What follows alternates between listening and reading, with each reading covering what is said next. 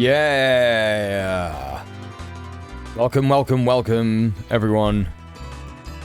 It's Monday. It's me. And we have got a stream for you today, tonight, this morning, this afternoon, wherever you are. How are we all doing? It's good to see you. Steph, welcome to the stream. What's going on? I am continuing to be back. I'm continuing to try and have a consistent streaming schedule. I think that it is possible. I think I can do it. I think I'm doing pretty good, all things considered, at this moment in time. Still trying to, apply for jobs and stuff like that. That's still my life. But I am enjoying streaming. I'm enjoying coming back to making content. I'm enjoying editing down my Twitch streams into little clips for you. Which reminds me, first thing I gotta do while I'm here, while we are warming up,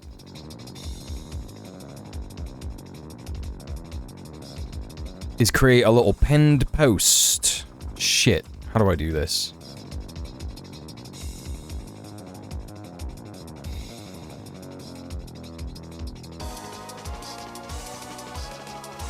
Watch, like, subscribe, yeah, all that jazz. All that jazz! Hey Gobs, hey Soccer, how are you? How was your weekend, etc.?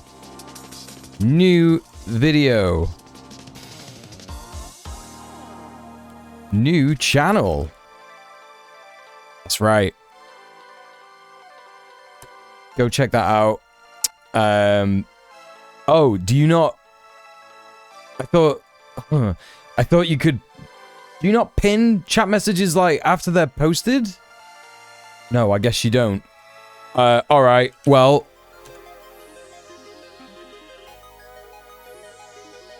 Copy and paste exists. I'm not bothered about that. Yeah.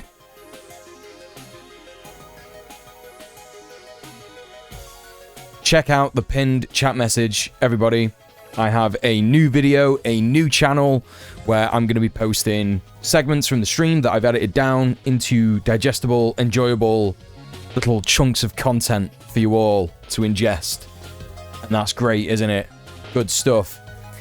It sounded like you were burned out when you stopped streaming earlier. Nice to see you back at it. Yeah, I was burned out. Like, I think that's the most important thing to remember.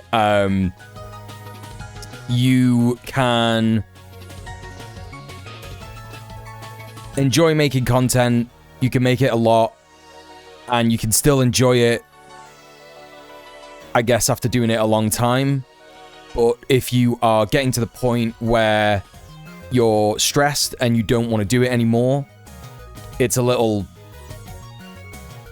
bit of a sign that you need to stop. It's a bit of a sign that you need to take a look at how much you're doing, what you're doing, why you're doing it. Really, in reality, it was because of the activism I was doing as well. That was a huge thing. Hey, B-Rat, how are you? Good to see you. And it also comes down to understanding burnout as an activist. When you're an activist, you think that you can save the world. You think that you're a superhero. Always happens. It happens to every single activist that I've ever met. People get that really amazing feeling. I've described it before on the stream. I've described it in my YouTube videos. You feel actually like a real life superhero. It's something you can't get from any kind of paid work. It's soul fulfillment. It feels really good to do in so many ways. And you can get addicted to that in a really harmful way. I know that sounds ridiculous. Getting addicted to activism is bad. You should do as much activist as possible. You should do as much activism as possible. But there's the key point. As much as possible. Not as much as you think you should be able to do. We have a capitalistic way of thinking about work and doing things and doing stuff. And we have to get rid of that. We have to remember that when we're doing activism, we're doing anti-capitalist work. And so we should think of work in an anti-capitalist way, which is do what you can, not as much as you think you should or as much as you think you can.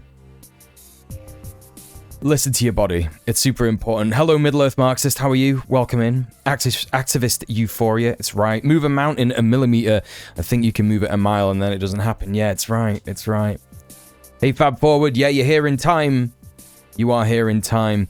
We got a bunch of stuff to go through today. We have got the Colorado attack.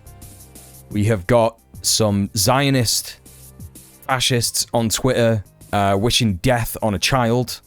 I don't know. Is Greta Thunberg a child still? She's a young woman. She's a youth. A teenager, I think. Anyway, they're wishing death on her. Which is cool and normal. We've got an eye-opening bit of information on what it's like to be... We had a look at this, actually, the other week. We've got another bit of information from someone, a healthcare professional working in Gaza, about what it's like. Pepperiti Kerry, thanks so much for hanging out. She's 22. She's 22. Everyone thinks that she's a kid. She's not a kid anymore. It's still wrong to wish death on someone, just in general. I think unless they're a horrific fascist Zionist piece of shit. But I would still never do that because the law is the arbiter of all morality, isn't it? And it would be illegal to do that and wrong and bad. I don't know. I actually don't know if it is, but anyway. Again, I'm the same age as Thunberg. Yeah, no longer a teenager. Yeah, there you go. There you go. Gonna try and listen to my body at the nurse practitioner later today. Hope I remember all the things it told me you should. Activist euphoria as opposed to activist dysphoria. Probably what Biden canvassers feel. Nice. Nice, nice, nice. So we got a lot of Palestine stuff to get through. We got some Pride Month stuff to get through. We already got a bunch of queerphobia, transphobia, homophobia. What's new? It's already coming straight at us. We got a little bit of USA news. We got some brain rot to look at. And then we're going to chill out and probably watch another Unsolved Mysteries because that was fun. Australian mastheads all being their usual normal selves about Greta 2. A diesel engine? Clearly they're very smart. Mastheads, you're on about sailors, right? That's what you're talking about? Sailors? People who have boats? Like piston heads, but for boats. That's what you mean, yeah? That's pretty funny. I didn't know that people like that existed. Oh, I kind of did. I kind of did. Oh, you're on about major newspapers. All right.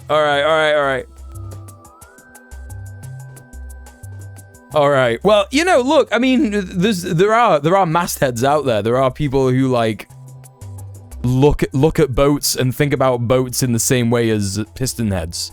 I'm very smart. My interpretation is much better.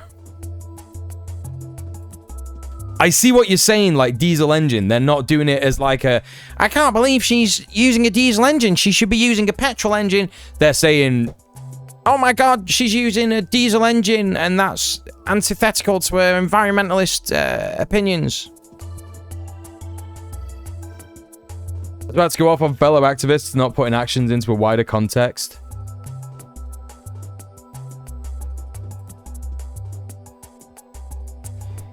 Yeah, that's it.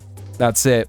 I'm just gonna go grab my lip balm real quick, chat, because as soon as I started streaming, my lip split, and I gotta sort that out. Just give me a second.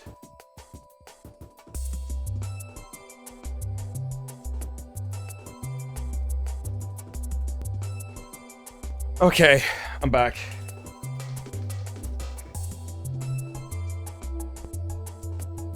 Right, should we get into it? Let's check out the news, folks. Let's go through this. We are still in the weeks where... the days where weeks happen. The weeks where days have been weeks. We're still in that kind of cycle. Hello, Mr. Dank. How are you?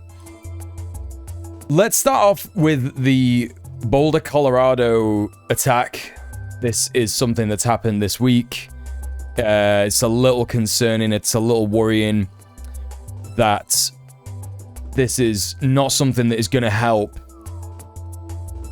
the Palestinian, pro-Palestinian movement. This sucks. Not going to lie, chat. This fella here, he went a little mental and attacked a bunch of people with fire at a pro-Israel rally, they're calling it. So let's check that out. Let's see what exactly went down and happened.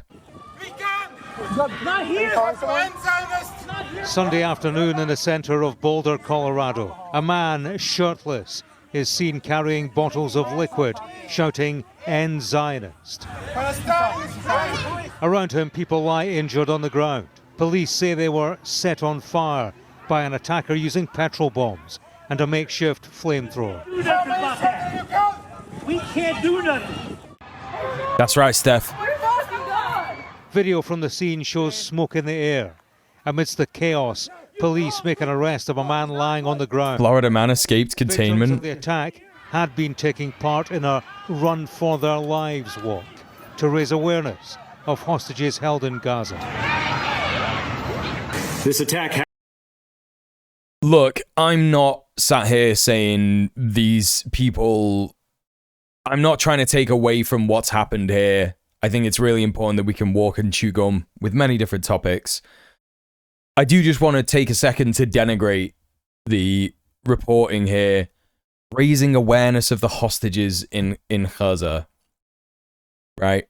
I do not know anyone who does not know about that. I don't know anyone who doesn't know about that.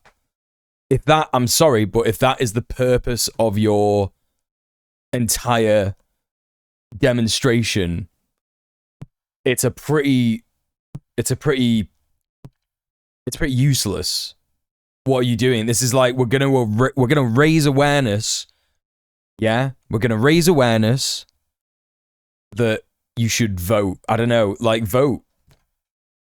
What's like a similar thing that everybody knows about? So many people know about this. What are you doing? We need to raise awareness of the hostages. No, you don't. It's like we need to raise awareness of fucking having a family and having a child and getting a job. We need to raise awareness that these are things that you can do. It's just like, come on. So, rubbish, crap, bollocks rally. However, let's be honest, let's be real here. Anyone in the name of Palestine attacking people like this, it's not going to do us any favors. It's only going to serve to ramp up the nightmarish oppression that is coming down on pro-Palestinian protesters, people who are organizing for Palestine in the US. It's just going to keep getting worse, especially if stuff like this is happening. It just adds more fuel to the fire, no pun intended, that Trump and his administration are going to send these fuckers to CCOT. Maybe this guy's going to go to CCOT. Who knows? There's already reports of this guy being from Egypt. They very well may be trying to say that to manufacture consent to send him to Egypt or deport him to CCOT. Who knows? Maybe even Guantanamo Bay. This is the thing. We have to think about this Happened in these kinds of contexts. Weekly peaceful event. Witnesses are reporting that the subject used a This guy is so loud. flamethrower and threw an incendiary device into the crowd. The suspect was heard to yell, "Free Palestine," during the attack. Yeah, just make sure we get that one in there. He said, "Free Palestine, everyone." Hey, Cryptid Juice, how you doing? Welcome in. Did I miss anyone else? Gobs, Goblin Hugger, did I say hi to you? Sorka, Mr. Dank. Hello? Hello, hello. Hello? Hello, everyone. Hi. The subject has been identified as Mohammed Sabri Solomon, and he's 45 years old. It is clear that this is a targeted act of violence, and the FBI is investigating this as an act of terrorism. Police say the victim... There are so many actions you can get involved with that don't involve hurting someone. And I think that that should be really the most that is focused on. I don't think anyone should be trying to hurt anybody. I don't think that gets us anywhere. Again, it only really harms the movement. And you can have far more of an effect on the actual situation in Palestine by doing non-harmful actions, non-violent actions. And to be clear, lots of people say, oh, when you attack a weapons factory, or if you sabotage a weapons factory, or get in the way, or do a blockade of military equipment moving somewhere, that is violence. It's not violence. It's seriously not violence. Grease Carpaccio, djmuel, yo, are you dating Vorsh? What? What? This is seriously interesting. Seriously interesting type of attempt to troll. Please be honest. Yeah, I mean, I need you to be honest. Honest. I need you to be honest as well, actually. His real name is Ian Kaczynski. Yeah, I know that. What I don't... Where is this from? Why are you saying this? What is this new shit that's going on? That people are talking about me in this way. Mule is now dating Vorsh. Like, it's insane to even think, like, what community could even be talking about this? He's a large YouTube creator who typically creates left-wing content. I know who he is. He doesn't create left-wing content. He creates liberal, debate bro, garbage, nihilist, doom pill content. No, I don't date pedophiles. So... no, I'm not dating Vorsh. So there you go. Honest answer there for you. Were aged between 67 and 88. The walk past the courthouse in downtown Boulder had taken place every week. He had 3 Molotov cocktails. One of them he threw... What? My bad. Did you just follow me? What? What? What? I didn't know. That's why I asked. What are you talking about? What are you on about? What are you on about? Right, okay. Right, all right. Good faith time. Good faith time here, yeah? I'm going to give you a bit of good faith. Let's say this is something that you genuinely think. Why did you think I was dating Vorsh? Why did you think that? Inside of a group, at the group, and one lady lit on fire from head to toe, and then the other 4 people were also injured and in a fire. He seemed to have a bulletproof vest on, or some kind of vest, and then a shirt underneath it. And after he lit himself on fire, he took off the vest and the shirt. This person that did this act, that's beyond words. I've asked hundreds of creators at this point. Why? Why? To what end? Am I going in a compilation video of hundreds of creators? Hundreds of creators. I asked hundreds of creators if they're dating Vorsh. Their response will shock you. Horsing Vorsh is wild. I mean, dating. Good one. Good one. Also, like... hey, Rat Freak, how you doing? Like, this whole group of people, that is, like, that's unconscionable. Yesterday's attack follows the murder of 2 employees of the Israeli empirical study. Sorry to interrupt. It's okay. Yeah, I'm fine with it. I'm fine with it. Sarah Milgram and Yaron Lachinsky were shot dead outside the city's Jewish museum. I gotta go back here and see what these people are saying because we got distracted by Grease Carpaccio just then. All right. As an act of terrorism. Police say the victims were aged between 67 and 88. The walk past the courthouse in downtown Boulder had taken place every week. He had 3. So it's a walk that takes place in downtown Boulder, Colorado. It takes place every week. Molotov cocktails.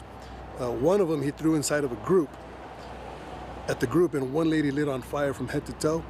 And then the other 4 people were also injured and in a fire. He seemed to have a bulletproof vest on or some kind of vest and then a shirt underneath it. And after he lit himself on fire, he took off the vest and the shirt. This person that did this act, that's beyond words also, like potentially killing like this whole group of people. That's unconscionable. Yesterday's attack follows the murder of 2 employees of the Israeli embassy in Washington, D.C. It doesn't follow it. This reporting sucks.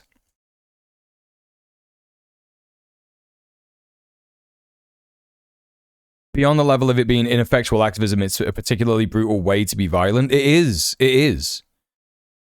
There would have been a lot less pain caused if the guy had gone up to them and punched them in the face. Two things can be true.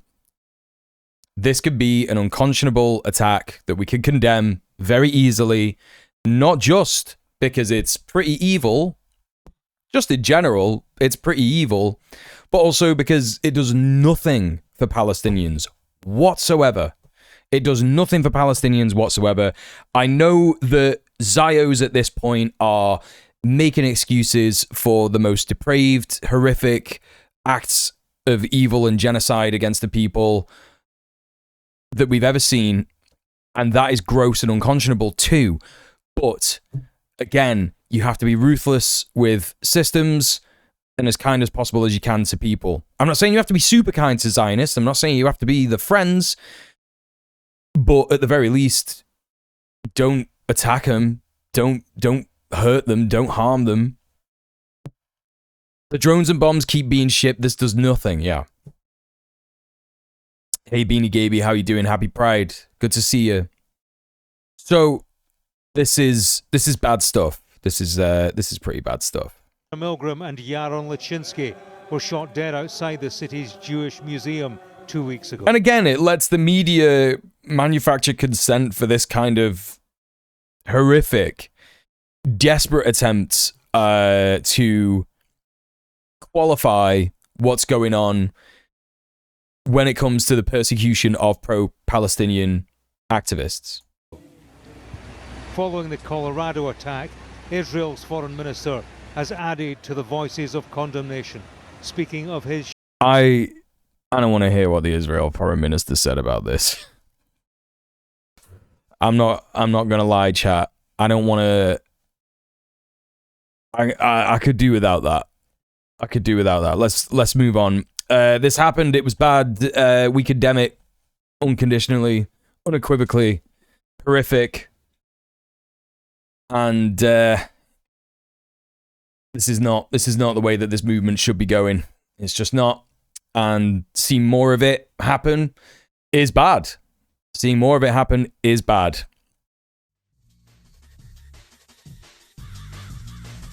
I hope that this does not continue. So, next up, we got... This is the kind of stuff we should be focusing on. This is the kind of stuff we should be focusing on. So, Greta Thunberg and Liam Cunningham and a bunch of other activists, including some fairly well-known people. I don't know exactly who at the moment, but they have launched a Freedom Flotilla. Freedom Flotillas are a thing that has been attempted a lot of times to attempt to break the siege on Gaza, to take aid into the enclave, especially now when Israel is using starvation, using literally a medieval siege-style technique to basically enact its genocide, it makes even more sense to try and get aid into Gaza in one way or another. And so Greta Thunberg and, like I say, a bunch of other people have launched this Freedom Flotilla. It's a boat that's going to try and get to the coast on Gaza.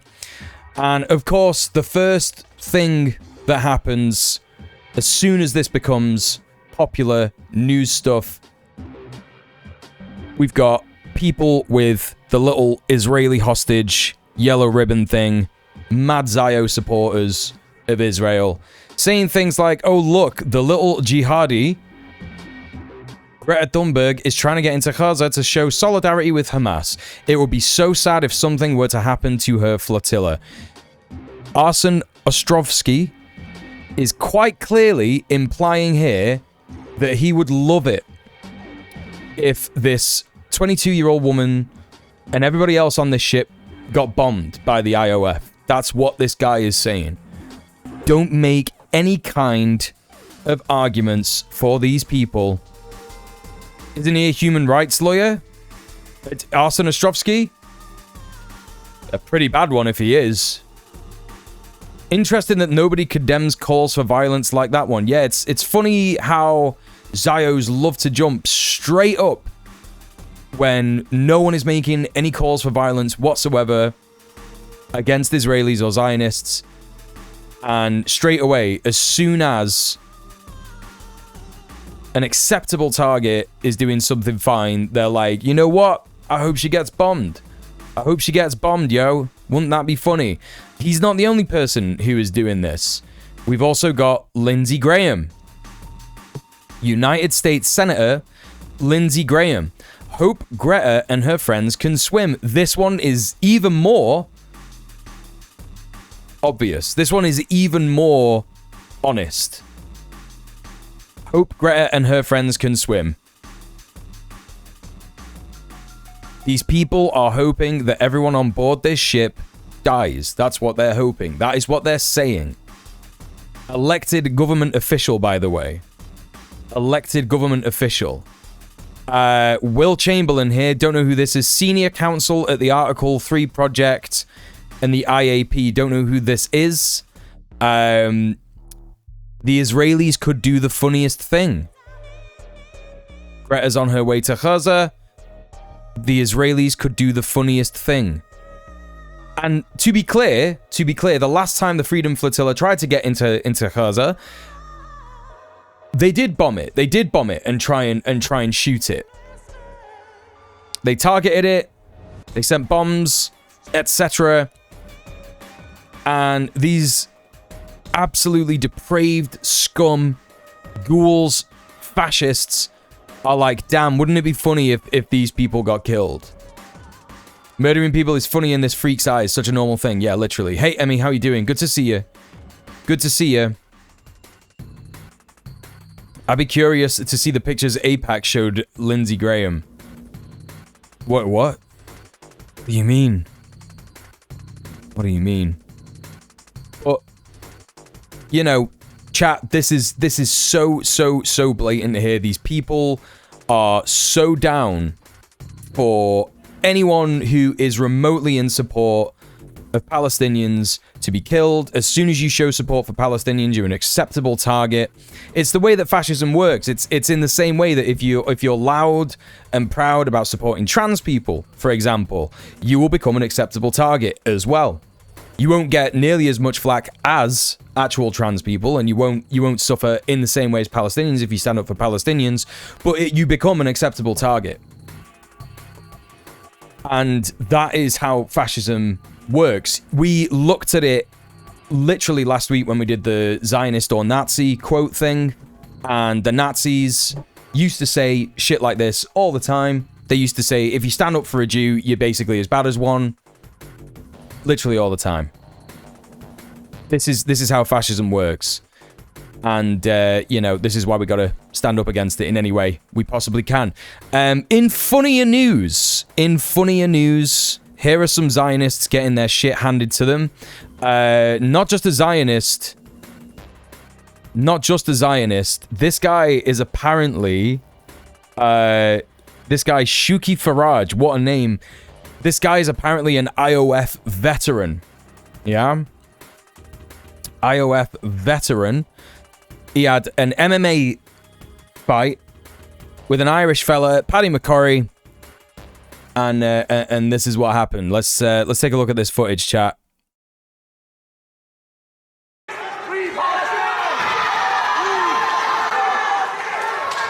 McCurry addressing his fans at K-side. Big elbows from McCurry. Yes, get fucked. And it's over. Hell yeah, dog. Hell yeah. God, this is so good.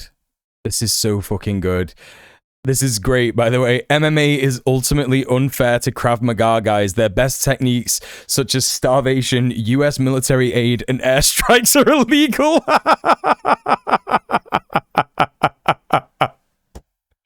This is so good. Here's some stuff from another angle. From another angle here.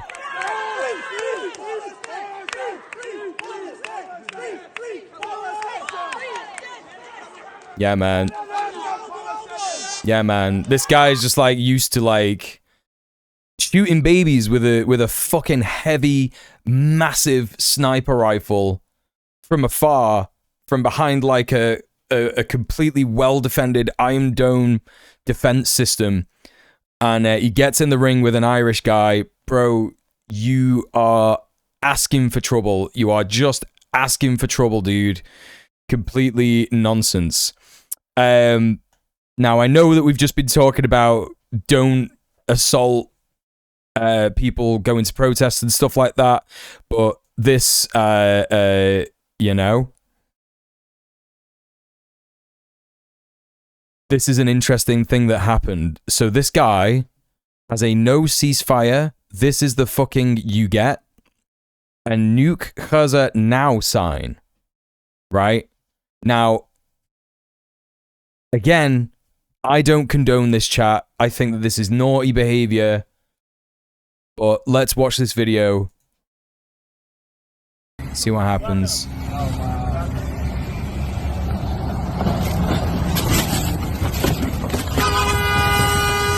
Hey! Damn, dude. Damn.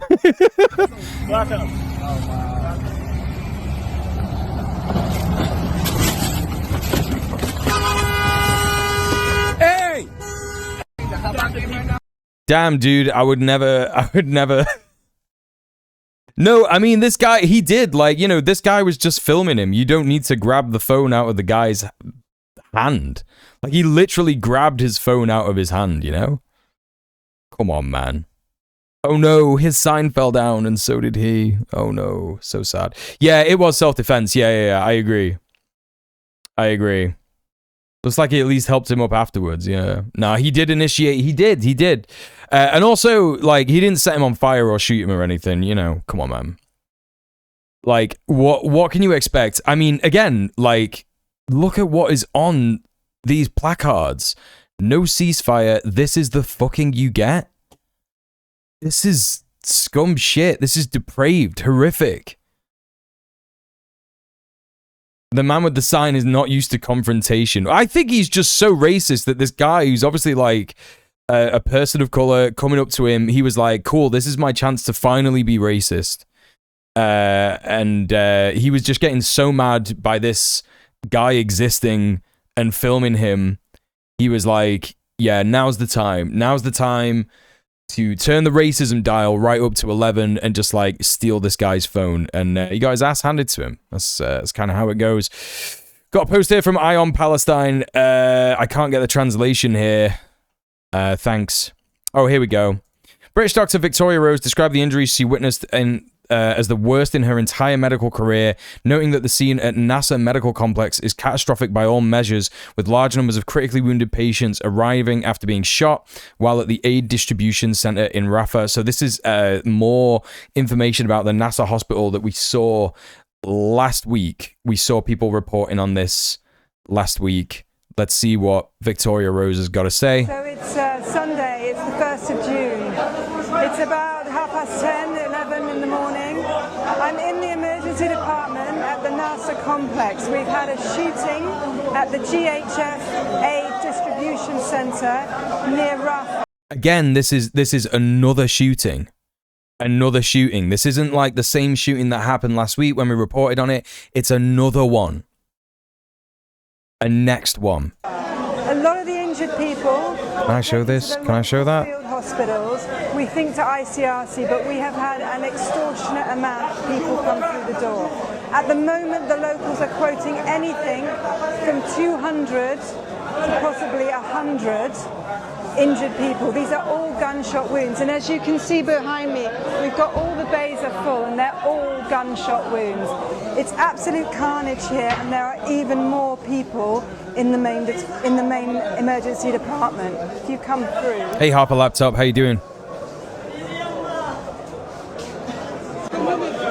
So we've got people just being brought in all the time, and they are all gunshot wounds to various parts of their body. Most of them are young men.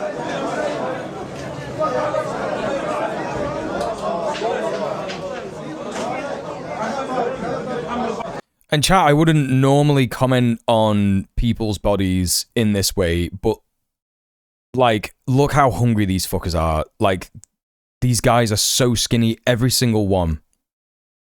You will find all the time on Twitter, on Facebook, in the news, everywhere, Zios saying, there's no starvation, it's not happening.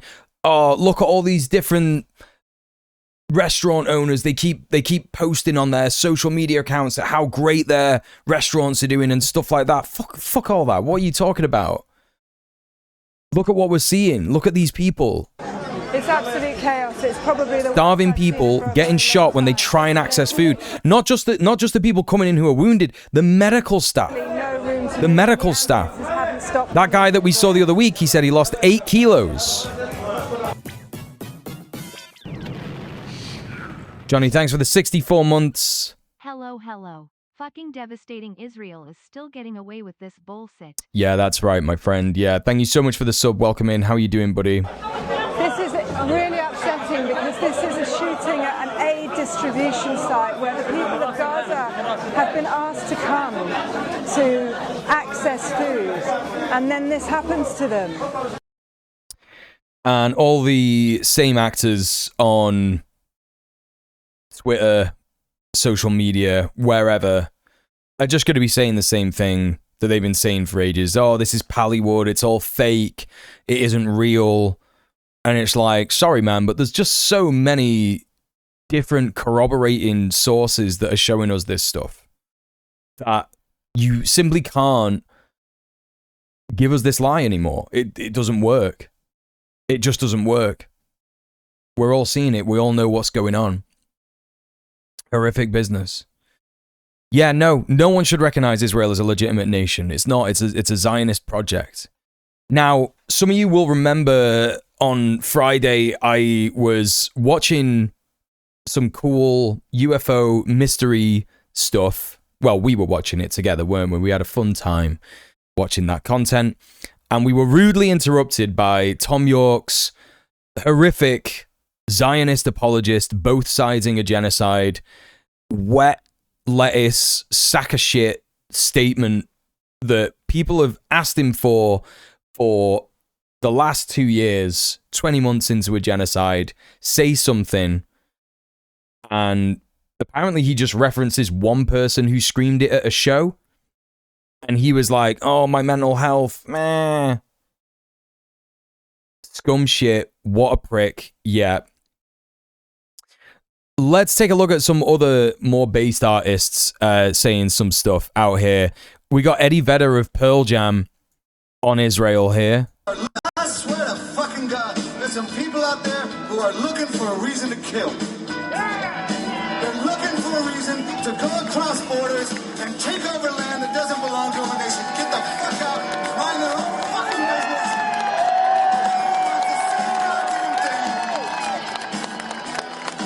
Live our lives, have our children, eat, procreate, draw a painting, make some art, listen to music, have another baby, eat, work, love, love, love. Everyone's the fucking same. So why are people at war? Stop the fucking shit now!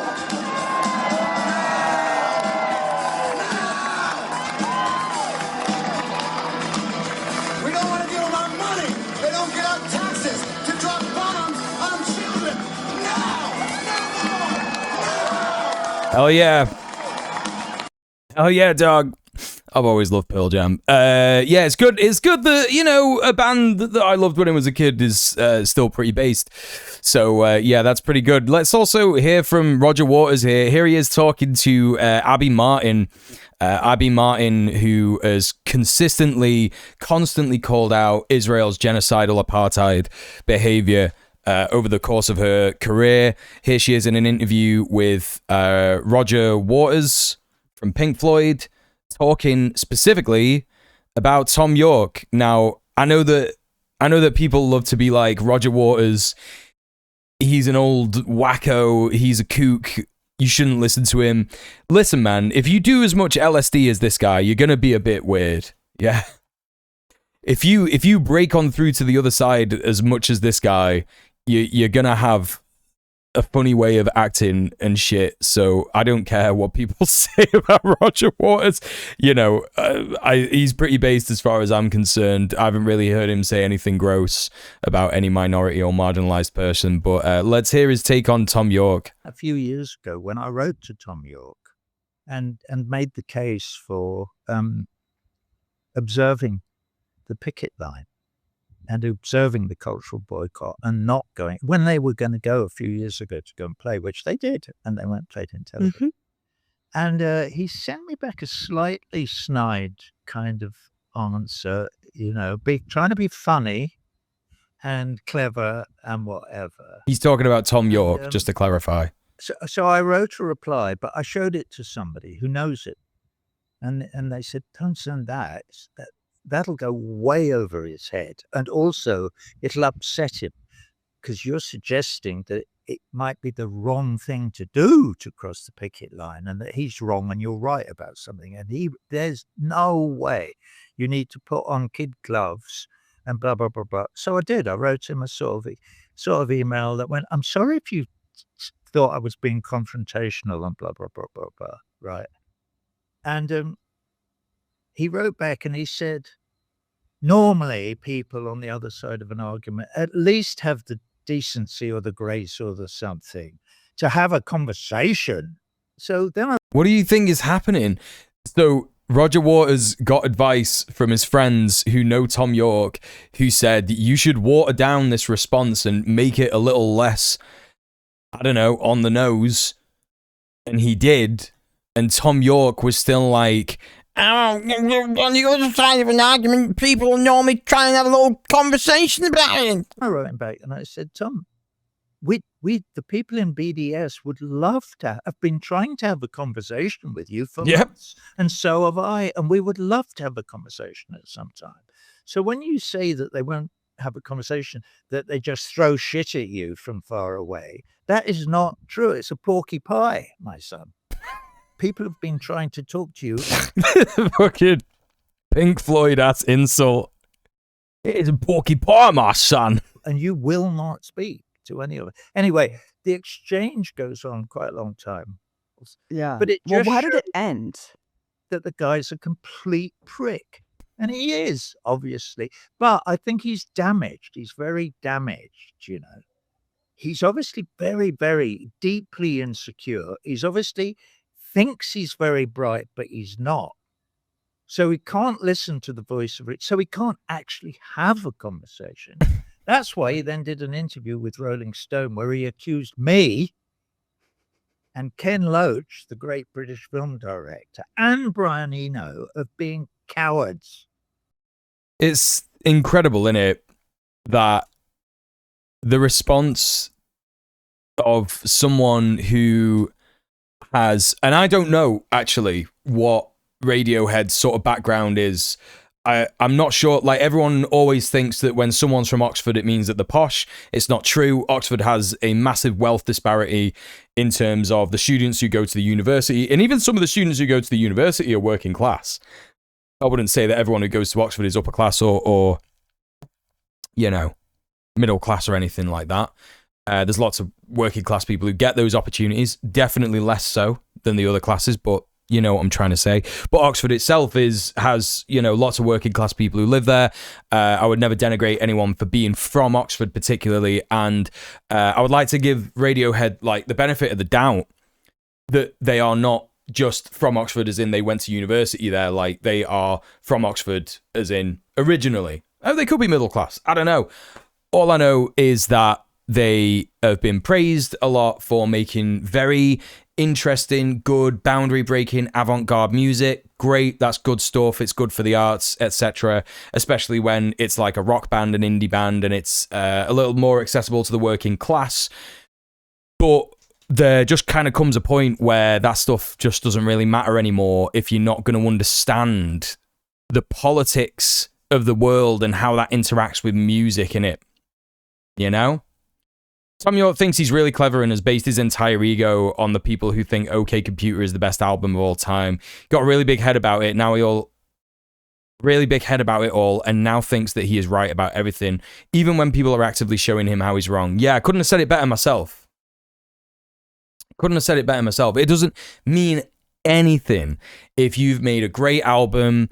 And, you know, to be clear, chat, I used to think that Radiohead made a lot of good albums. I liked pretty much every album of Radiohead's. I really thought that they were very, very good and didn't really have a bad word to say about them until In Rainbows came out, and I was loving In Rainbows, and I listened to it lots and into like the next few years and stuff. And then my partner, who educated me about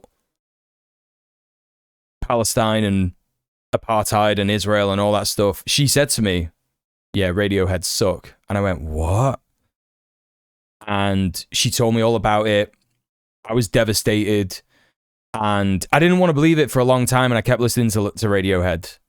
But over the years, you know, her voice just kept echoing in my head. Every time I put one of the tunes on, I just remember Naomi saying they play in Tel Aviv, they play in the occupied territories, they play in settlements, Israeli settlements and shit. And I was like, yeah, I can't listen to any of these. I think it only lasted for about 2 years or something. To quote the great Chumbawamba, I thought that music mattered, but does it bollocks? Not compared to how people matter. That's right. That's the right way to think about it. Hey, Sophie, how are you doing? Everybody, please go show some support to Sophie. I know she doesn't stream at the moment, but I don't know. Go check her out on Twitch. I tell you what I can do. Linktree.ee/Sophie from Mars. Is that the right one? Does that one go to the right one? Hope it does. Yeah, it does. Yeah. Go show some love to Sophie. Go give Sophie some money. She's amazing. And I love her very much. So, what was I talking about? We're watching this. Yeah. I tell you what I'm going to do real quick. I'm just going to go feed Tom. It's time for his dinner. He's got to have his bicos. Just give me a little minute. I won't be too long. Hope you're doing all right, Soph. Hope the editing's going well.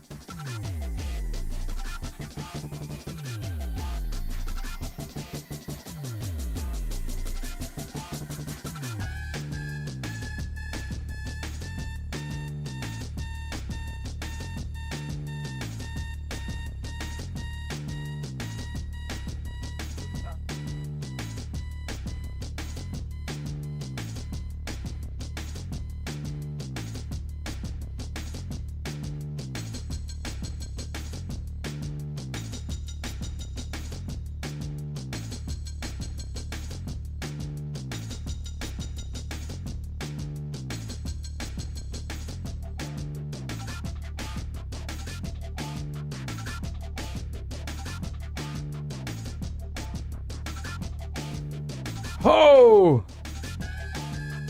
All right. All right. We're back. Chat, don't forget, there's a few more people in here than were here at the start of the stream.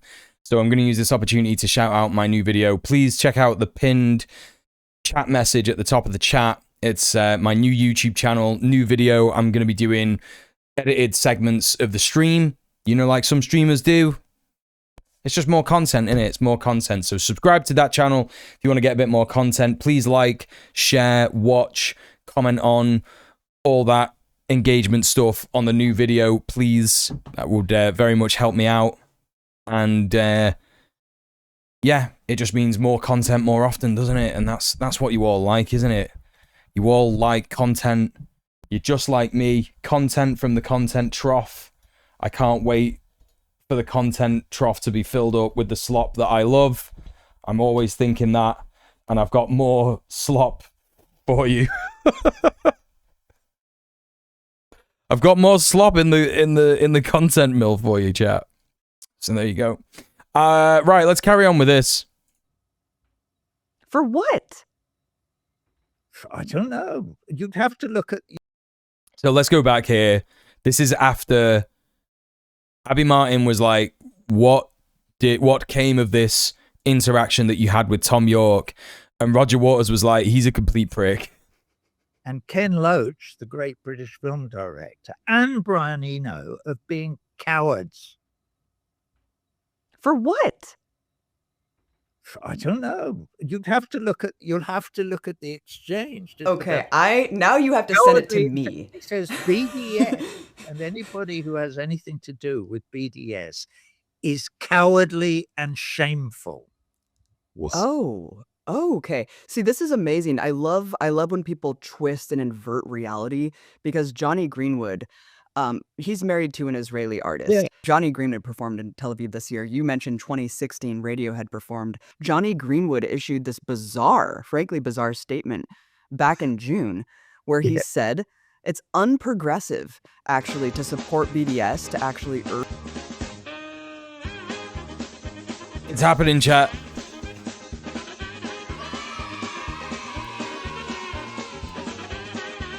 It's happening. It's happening again.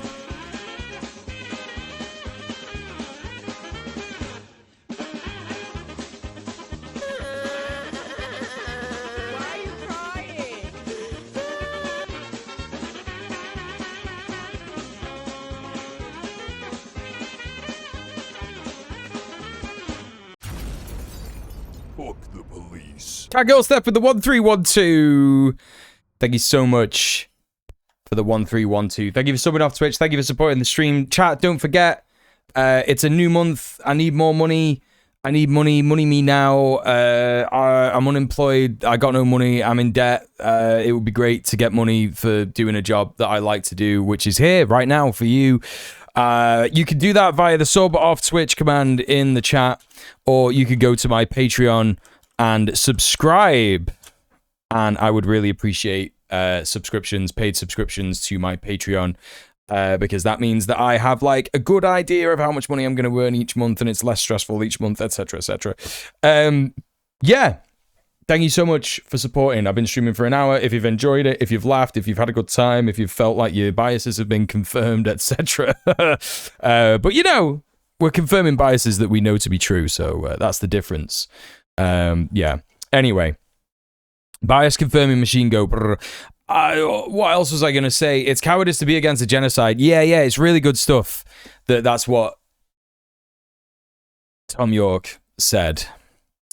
Let's go back and check this out. Where he said it's unprogressive actually to support. So this is what Johnny Greenwood was saying. Greenwood issued this frankly bizarre statement back in June where he said it's unprogressive actually to support BDS to actually urge artists to not work with each other. That's very unprogressive, Roger. And so no art is as important as stopping the death and suffering around us. How could it be? But doing nothing seems a worse option. So Roger, what does he say in solution to doing nothing? He says silencing Israeli artists for being born Jewish in Israel doesn't seem like a way to reach an understanding between the two sides of this apparently endless conflict. That's not what's going on.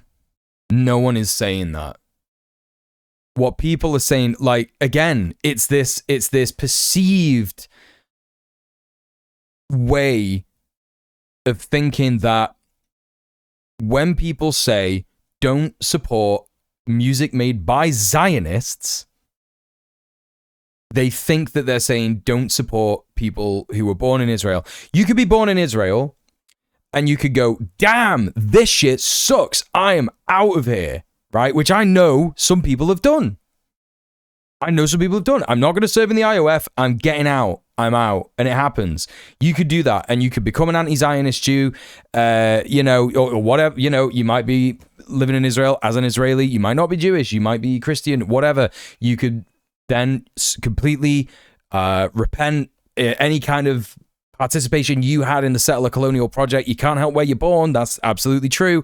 But if your parents are someone who moved to Israel, became settlers, etc., lots of people born in Israel are being put in prison on the regs for protesting their government. Absolutely.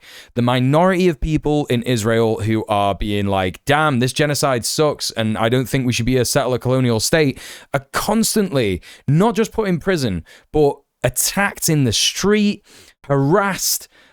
Even liberal Zionists who don't go the full 9 yards or whatever it's called, they don't go the full race and say, yo, this is a genocide, it's horrible. They sort of like have these liberal platitudes where they make apologies for what's going on, but they are still against what's going on in Gaza, what's going on in the West Bank. Even they are assaulted in the street. Even they are attacked in the street. It is so...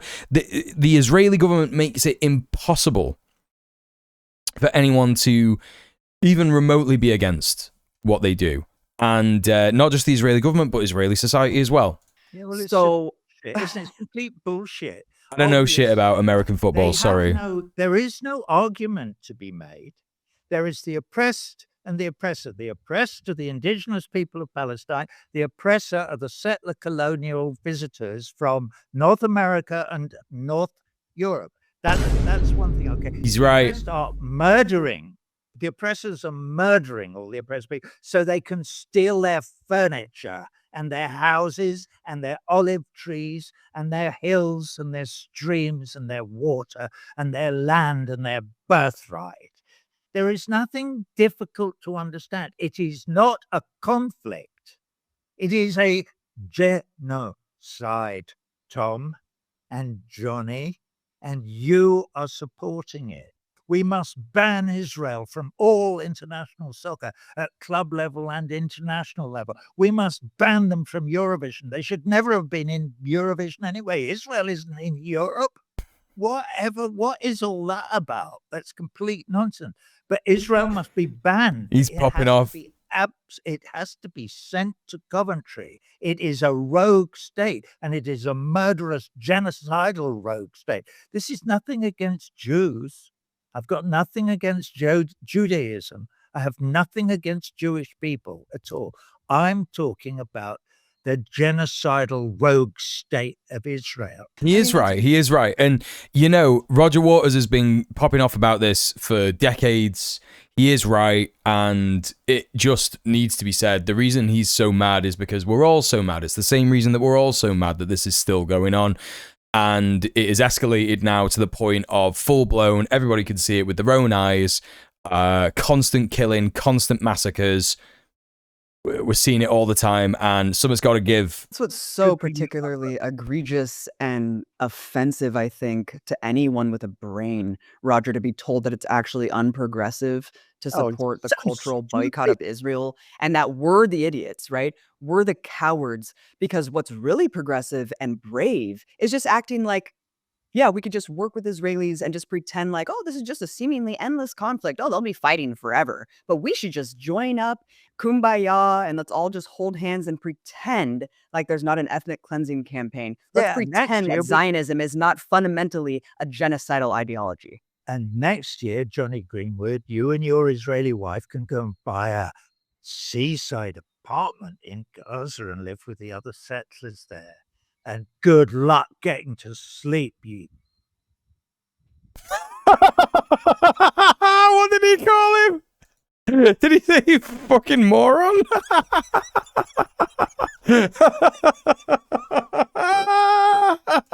You and your Israeli wife can go and buy a seaside apartment in Gaza and live with the other settlers there.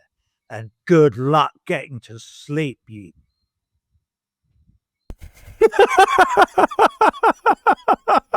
He's so mad. I love how mad he got. That's great. What a legend. That we should make that an alert. We should make that an alert. Yeah, let's take a look at this. The rest. Yeah, fucking monster, maybe moron, monster. Tom York calls Israeli rape soldiers hostages and demands their release while not saying a single word about the countless actual Palestinian hostages in Israeli dungeons, and blames the genocide on Palestinians and even says they desire it. Yeah. Yeah, I couldn't believe this fucking statement. It's so bad. Yeah, this is it. Abby's right. Abby's right. So there we go. You know, some more based artists showing actually how easy it is. How genuinely easy it is to make the right statement. And these are not artists who are nobodies. These are not artists who are losing out on mad amounts of income for saying this stuff. We already saw the other week, Imagine Dragons raise the Palestinian flag. You know, these artists are still getting work. They're still having things happen. It doesn't hurt you as an artist in any way, shape, or form to stand up and say what is right.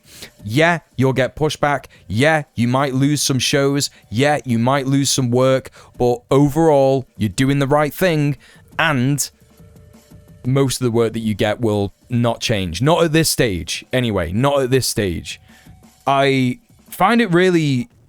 It's really interesting because the artists who have more to lose are the ones who are saying this more out loud, which is bizarre to me.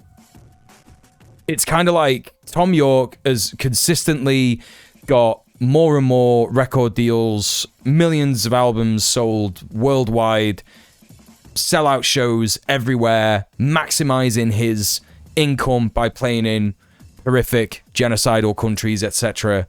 And, you know, I wonder if his argument stands up, by the way. I wonder if his argument stands up for places like Africa. Because there are countries in Africa that are currently going through a genocide, and his whole argument is, oh, well, we should make art available to everybody. I wonder when the last time Radiohead played in Sudan was. When was the last time that Radiohead played in Congo? You know? When was the last time that all happened? It's cool that these artists just, like, make shit up. Lots of artists who have more to lose have been more vocal about this. I don't know what Eddie Vedder's doing nowadays. I don't know what he's doing. But I can't imagine he's getting a hell of a lot of dough. He's a solo career artist from a band that was big in the 90s. I don't know if Pearl Jam are still going. They might be. But people are putting themselves out there and saying this stuff and getting this pushback. But their fans still support them. This is the thing. This is the important thing to remember. Your fans will still support you. Your fans will support you. I would love to start listening to Radiohead albums again. If Tom York turned around and went, "Do you know what? Sorry, everyone. I fucked up. I was dead stupid. I wasn't thinking about it. I retract everything that I said. I'm going to do everything I can from now on to try and make things right." I probably wouldn't listen to a Radiohead album straight away, but if he consistently changed his tune for the next, I don't know, year, 2 years or whatever, I would start listening to Radiohead albums again. And there you go. Didn't expect an Andor reference, a surprise to be sure, but a welcome one, etc. I don't know what you mean. Sorry, I've not watched Andor. Hey, one who reads, how you doing? Welcome in, welcome in, welcome in. Dedra Miro, braver than Radiohead. I don't know who that is either, unfortunately. Anyway, let's move on. We got more stuff to check out. Oh, Andor. Yeah, actually, we're going to check this out from Breakthrough News. Oh, you were responding to Middle-earth Marxist? Oh, sorry. Well, I think that's who Middle-earth Marxist is referring to in this video. Denise Guff. I've never watched Andor. I don't know what that is. It's a Star War. Everyone's recommending it to me. Everyone's saying watch it. I'm probably not going to get around to watching it, and that's not because of oppositional defiance disorder. I'm not just going like, you've all said I should watch it, so I'm not going to watch it. I am going to, you know, maybe get round to it eventually, but it's unlikely that I will, because I just never get round to stuff like that. Let's check out what Breakthrough News have got to say with Denise Go, or Denise Guff, or Go. Gao. We'll learn how to pronounce her name in a minute. This is the wonderful people, Rania Kalek, and I forget my man's name, from Breakthrough News. Week I was able to talk to Denise Goff, who is an Irish actress. Many people may know her from Andor. It was earlier this week. That's why I have a different shirt on, so anyone in the comments, just relax. But nonetheless, we were able to talk to her about her solidarity with the Palestinian people and why she is choosing to take this time to speak out on behalf of those facing genocide. And as we continue the show here, we are very, very honored to be joined by the Irish actress. Many of us know her from Andor, Denise Goff. Denise, thank you so much for being with us. Is she Mon Mothma? Thank you so much for having me. Well, it's great to have you here. And, you know, I'll start with maybe what seems like a pretty obvious question, but why speak out about the genocide in Gaza now? Why is it important for you to use the platform that you have? Well, I've been, since October 7th, I only joined Instagram a little before then. She's Dedra Miro. I have a real issue with Instagram. I find it really difficult. And so I was trying to use it for like promoting work that maybe wouldn't get seen or whatever. And I have to combine it with a bit of self-promotion for my job. But then after October 7th, which was awful, I just went deep into like an education, more of an education than what I'd had before. And it became pretty clear. I was vocal pretty quickly about using the word genocide too. And it was really scary to use it when, you know, we were not allowed to. It feels like now there is a bit of the tide is turning a bit and people are less afraid to speak up. And I think that's down to the kind of groundswell of people deciding we've had enough. And if we feel that way, can you imagine what it's like for those poor people under constant attack, you know? So I don't really have a choice, it feels to me. I don't have a choice. I have to say something. And also what I will say too is we're being asked by Palestinian people to speak. And so in years to come, when people say, I didn't know what to do, it's like, but we know what we're being asked to do. So true. Palestinian people, the videos I see of women standing on rubble with their arms outstretched saying, please, please speak up. Did she just let slip that Disney was legally threatening anyone who mentioned Palestine who was under contract? I think that's an implication there. Certainly. We weren't allowed to, she said. I was using the word genocide when we weren't allowed to. I mean, Disney is on the BDS list, right? It certainly is. You shouldn't be giving any money to Disney at all. At the moment, I think it's even on the targeted BDS list. I might be wrong about that. Sort of doing, but I think it is what they are asking me to do. That's what I'm doing. Because it's not easy. I will also say that I'm nervous. I'm channeling that boy Logan Rosas, who used his graduation at NYU to speak up. I mean, God love him. How amazing that he did that. But yeah, it's nerve-wracking. It's nerve-wracking, but Disney's bad in so many ways, right? It's not even a touch of what is going on for them. Like the Simpsons knew that straight up back in the day. That was one of the first ever things that I remember from like the Simpsons that I didn't understand as a kid. I was like, wait, what's wrong with Disney?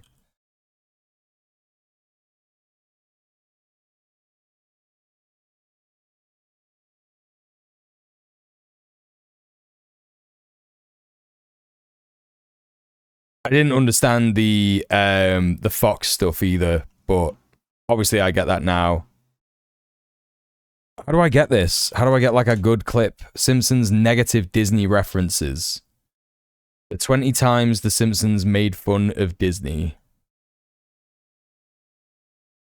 I could write way better songs.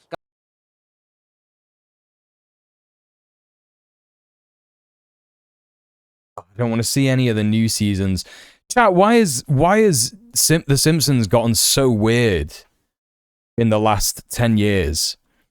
I haven't watched any Simpsons episodes from the last 10 years. Or maybe even longer.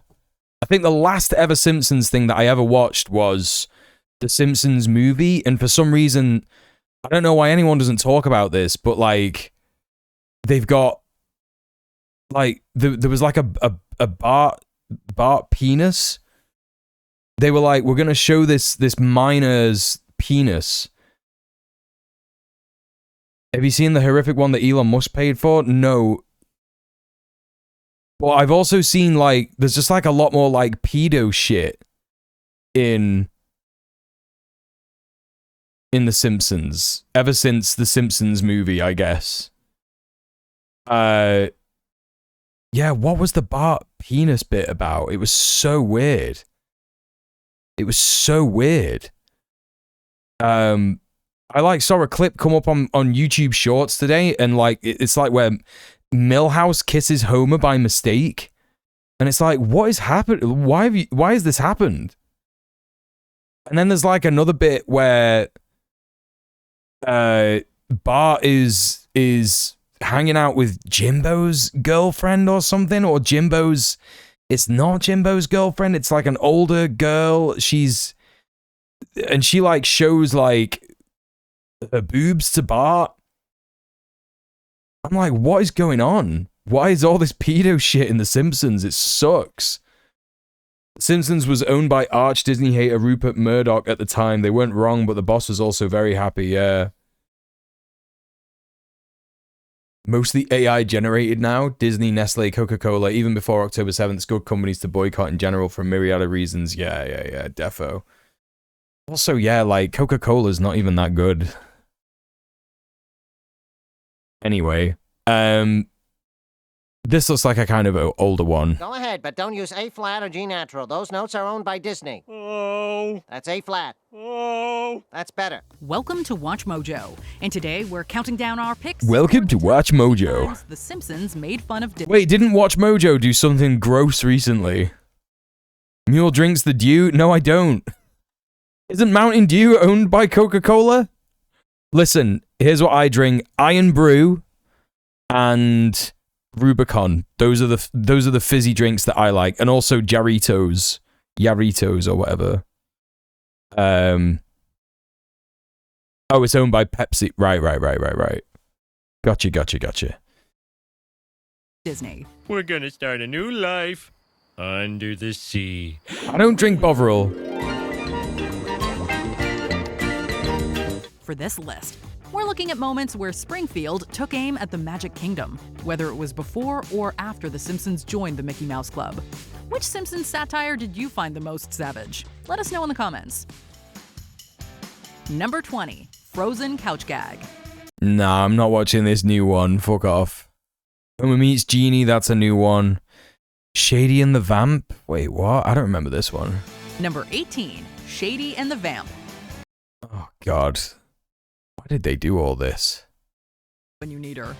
Number 17, Trash Talking California. Oh, I remember this one. Nowadays, California This was kind of like one of the last good ones. Adventure is regarded as a worthy addition to the Disneyland. Vimto as well, yeah, Vimto's great. Yes, everyone in Manchester is legally obligated to enjoy Vimto, that's right. With several must-see attractions. This wasn't always the case. Opening with a massive amount of hype, many were disappointed with the lack of Disney's signature magic. All the fun, all the adventures of California, as only Disney could do it. Are you mouse enough? Before Bob Iger initiated an overdue makeover, The Simpsons expressed their frustration with the park in an episode fittingly titled The Great Louse Detective. At a prison packed with killers and other criminals, the kids note that it's still a better family destination than Disneyland's lesser neighbor. I don't think this was a great place to bring the children. It still beats Disney's California Adventure. Lisa and the Seven Dwarfs. That's gonna be a new one, isn't it? Bill Cipher, Mouses. These are all just like new ones. Duff Gardens. Here we go. Here's a classic one. Number 12, Duff Gardens.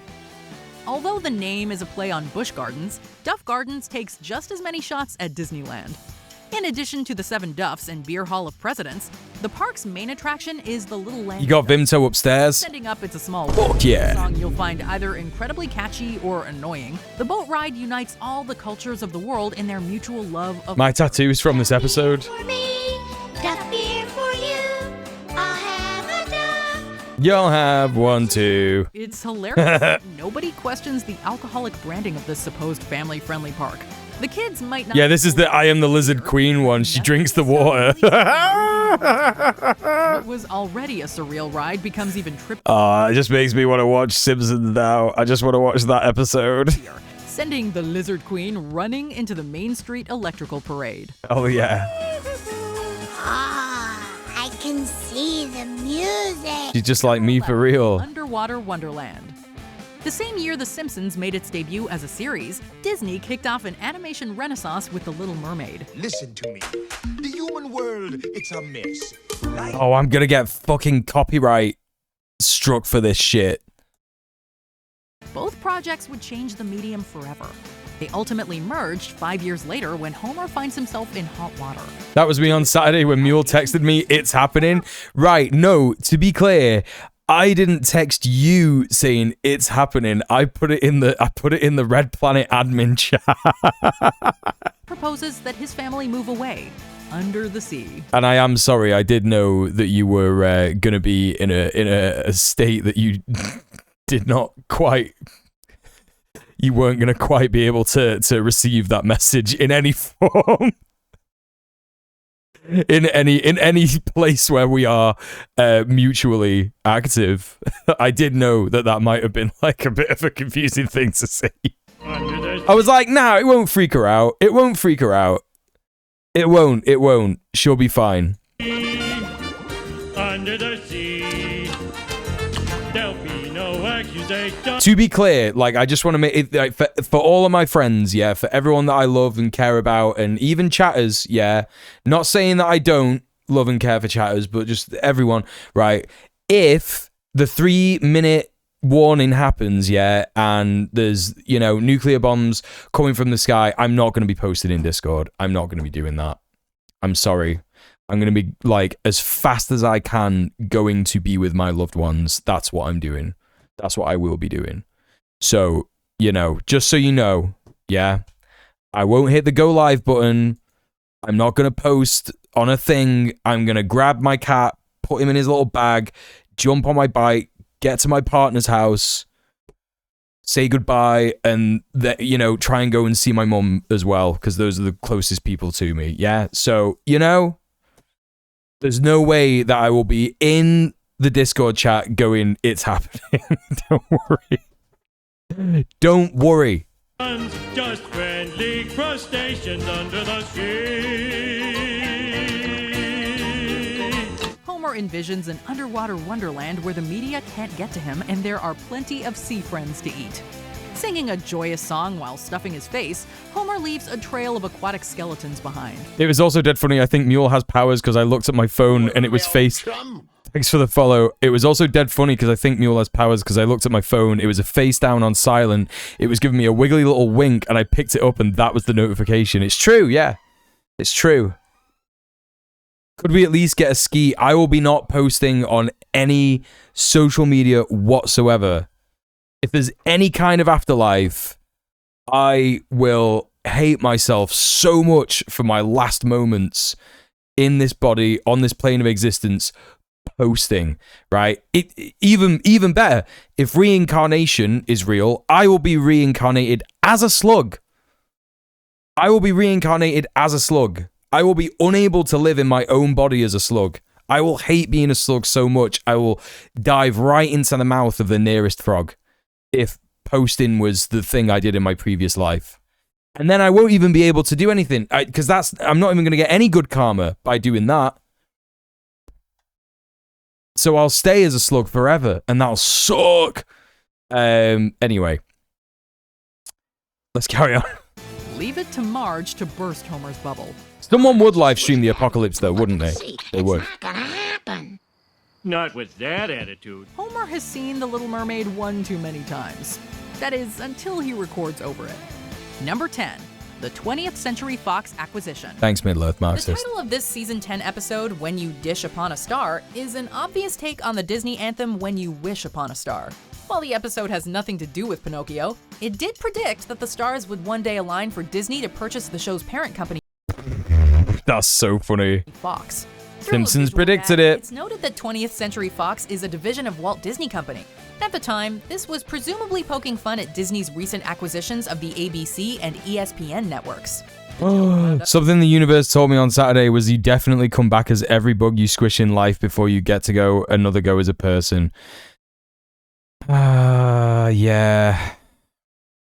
It's true, isn't it? Yeah. Being even more relevant nearly 20 years later, however, when Disney entered negotiations to purchase Fox. The deal officially went through in March 2019, making The Simpsons part of the Disney family. Well, Number 9. Copyright expired. here's to the next No secret that Disney 500 years. of its property. If your product invites too much comparison to the Disney brand, a lawsuit is likely on the horizon. So when Principal Skinner uses the slogan, "The happiest place on earth" for the school carnival, Disneyland threatens to sue Springfield Elementary. The happiest place on earth is a registered Disneyland. Another classic one. Well, gentlemen, it's just a small school carnival. And it's heading for a great big lawsuit. What Disney's lawyers don't realize is that Skinner was a Green Beret in the United States Army. Before a legal battle can ensue, Skinner commences a literal battle that leaves the lawyer and one of his bodyguards whimpering on the ground. Another Disney minion attempts to get away, but Skinner sends him packing with a mouse-eared briefcase. Copyright. Oh my god, all the fungal gnats. Oh my god, Steph, you just reminded me of all the fungal gnats I killed last year. Oh my god, that's so true. Oh my god! It was probably more than 100, to be honest. I mean, thankfully, they've got super short lives, so that won't take that long, will it?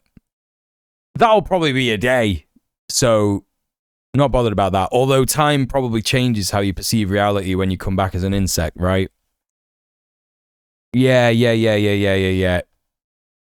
I mean, I don't know. Who knows? Expired. Of course, now that Disney owns The Simpsons, we should... I always thought that, by the way. I always thought that, like, when people have said, like, oh, how are past lives real? I remember when I was a kid, I used to have these, like, mad, vivid dreams all the way up until I was about 8, where, like, I would dream that I heard something, like, very, very big coming towards me, and then a huge big thing happened and I had like a rush of adrenaline, and then I would wake up. And it's like I've in my more esoteric years thinking about spirituality, I've actually interpreted that as like, damn, that was me getting squished as a bug or getting eaten like as a bug in a past life. I've always thought that. Or perhaps a plant. Because, you know, plants probably have some kind of soul and shit, don't they? Every living thing. Even rocks. I'm going to come back as a rock, aren't I? That's what's going to happen. Well, you know, at least it won't be as bad as what Henry Kissinger's probably going through right now. God, I wonder what Henry Kissinger came back as first. Like a turd.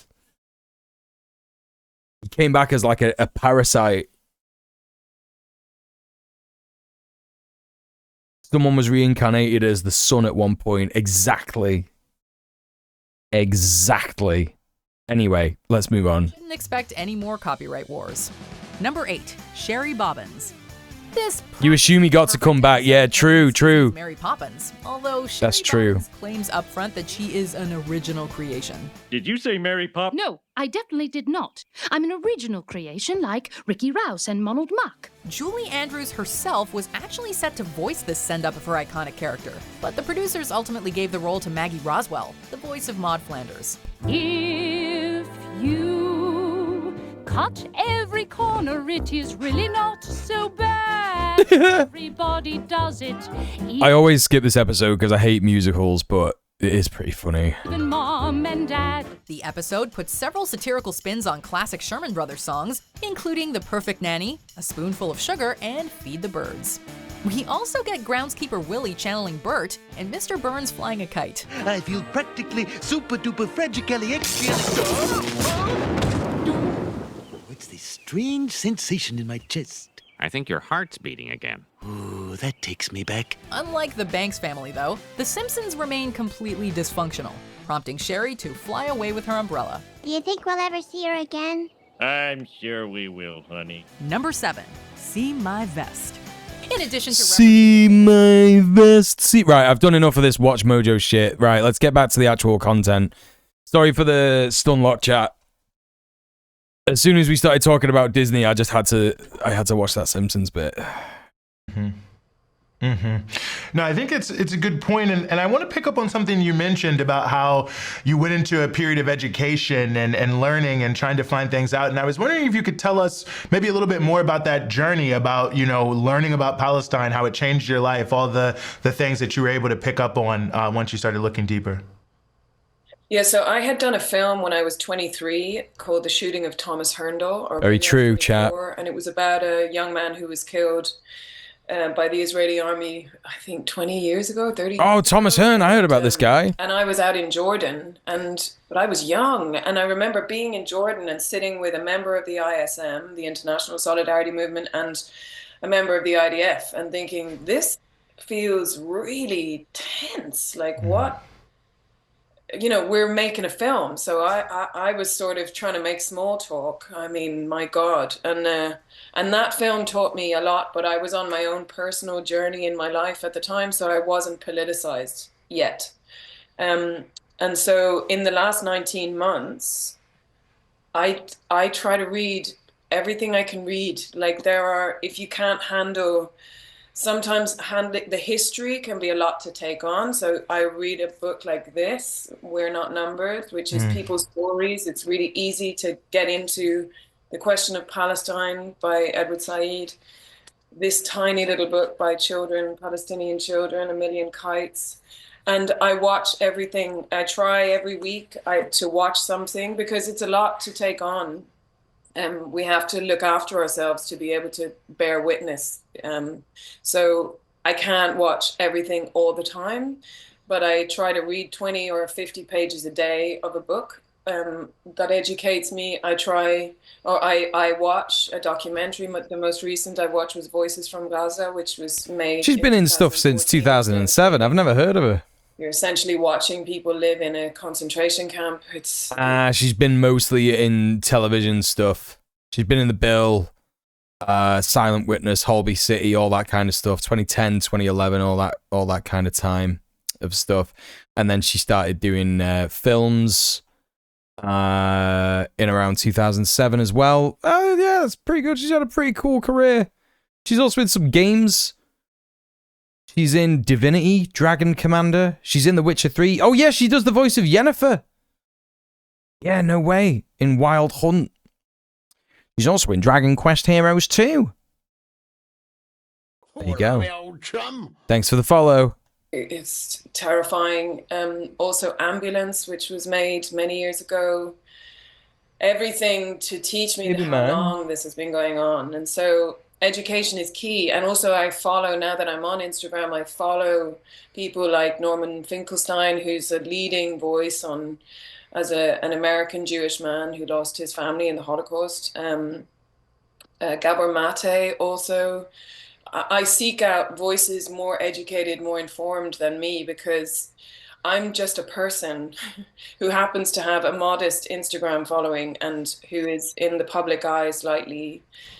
So I don't try, and I can't solve this thing, you know. And last night I watched something. Gabor Mate gave a talk, and he said that before Jesus there was a Jewish sage called Hillel, and he said, the task is not yours to finish, the task of healing the world.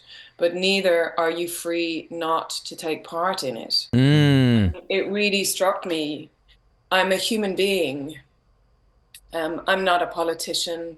I'm not as educated as Gabor Mate or Norman Bold of her to admit that politicians aren't human beings. It's true, it's true. Finkelstein. I don't have as much influence as many, but I am a person, and I'm finding it really, really hard to do nothing. So I have to do everything I can do. Because, you know, I don't have children, so I'm not going to have my children come to me in years to come and say, what did you do? I'm going to have me in the mirror. I'm going to be the person asking that of myself. And already I feel like I don't do enough. And I have to be careful of expecting too much of myself. But I do know, like, when I look at Ireland, for example, like, Ireland is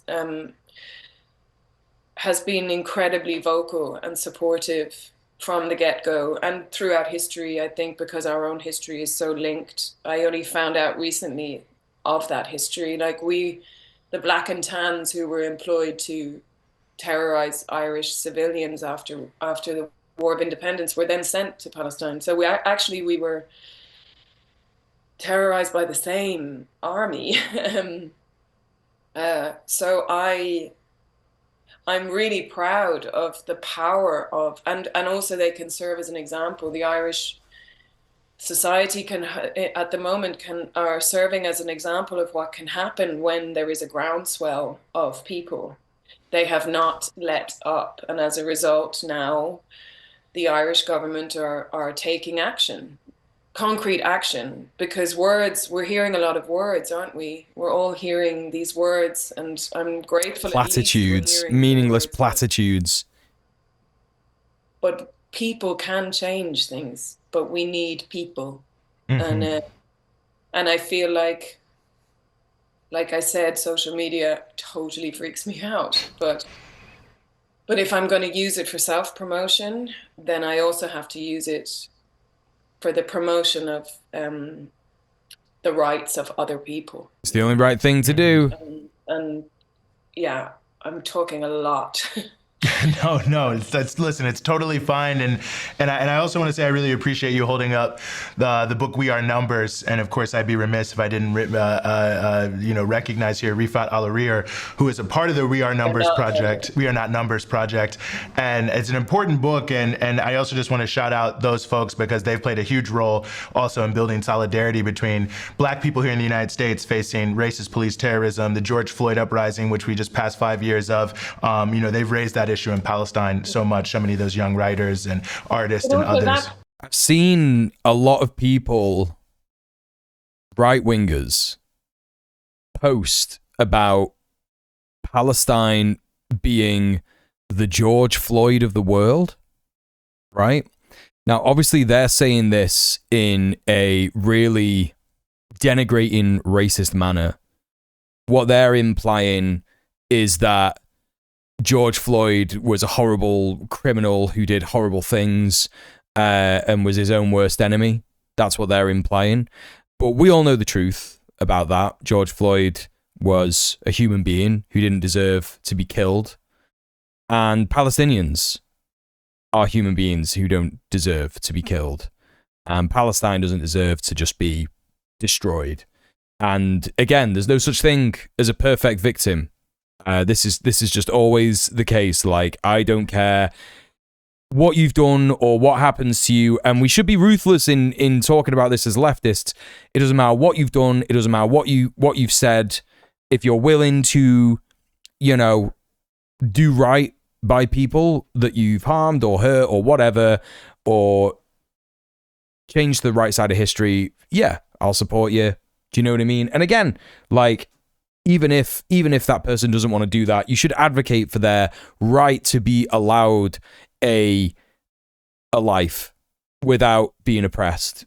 It's just how it should be, right? Do you know what I mean? No one should be there being like, yo, apologize for this and then we'll support you. It doesn't matter. It doesn't matter. If someone's getting hurt and harmed and attacked and killed now, all that stuff can wait. It can all just wait. I want to say it's unbelievable how quickly German news started talking about human rights abuses in Gaza. The exact millisecond the US president stopped glazing Israel. Infinite hate to Joe Biden. He could have easily stopped this. Yeah, real. Hey, Ludo. I think you're absolutely right there. And that's wild. I didn't know that the German news have started talking about that now. It does seem that Europe is finally turning its back on Israel, which is good.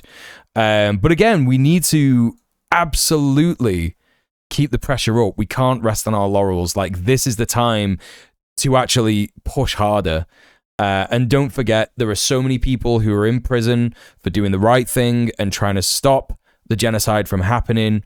Never forget that prisoners exist. Political prisoners exist. Prisoners are not people who have just disappeared from society anymore just because they're locked in a cage. We absolutely need to remember that. That's Please. also something to that when the Black Lives Matter movement took real came up again a few years ago after George Floyd. Like, we were asked by people of color, as white people, we were asked to educate ourselves, to stop asking people of color to tell us what to do. We had to do it, and I believe a lot of us did do that. We read the books. There's always more to be done, of course, but what has been difficult, I think, with this situation is that my fear is that people don't do the same for Palestinians.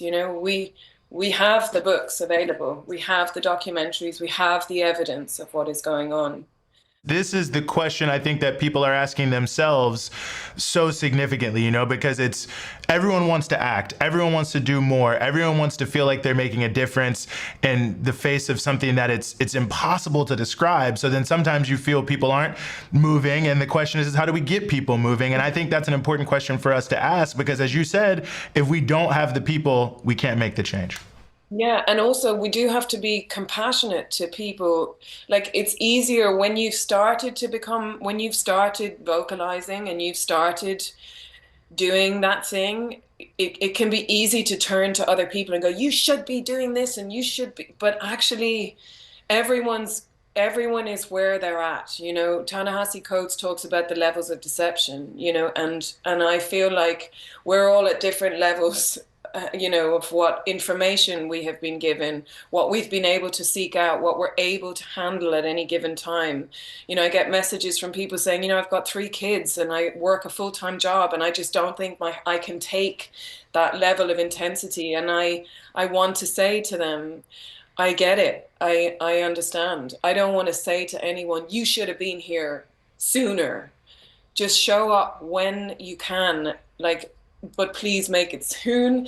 And I feel better speaking about it. I feel better being part. Yeah, there's absolutely a difference, right? There's such a difference between someone who has to do domestic labor to look after themselves, their family, all that kind of stuff, and has a job to try and hold down, kids to feed, etc. And just like a fucking loser who's sat in their basement yelling about shit online all day. You know what I mean? Who doesn't say shit fuck about Gaza or Palestinians or anything like that. People who are just cowards. They go to the pub all the time.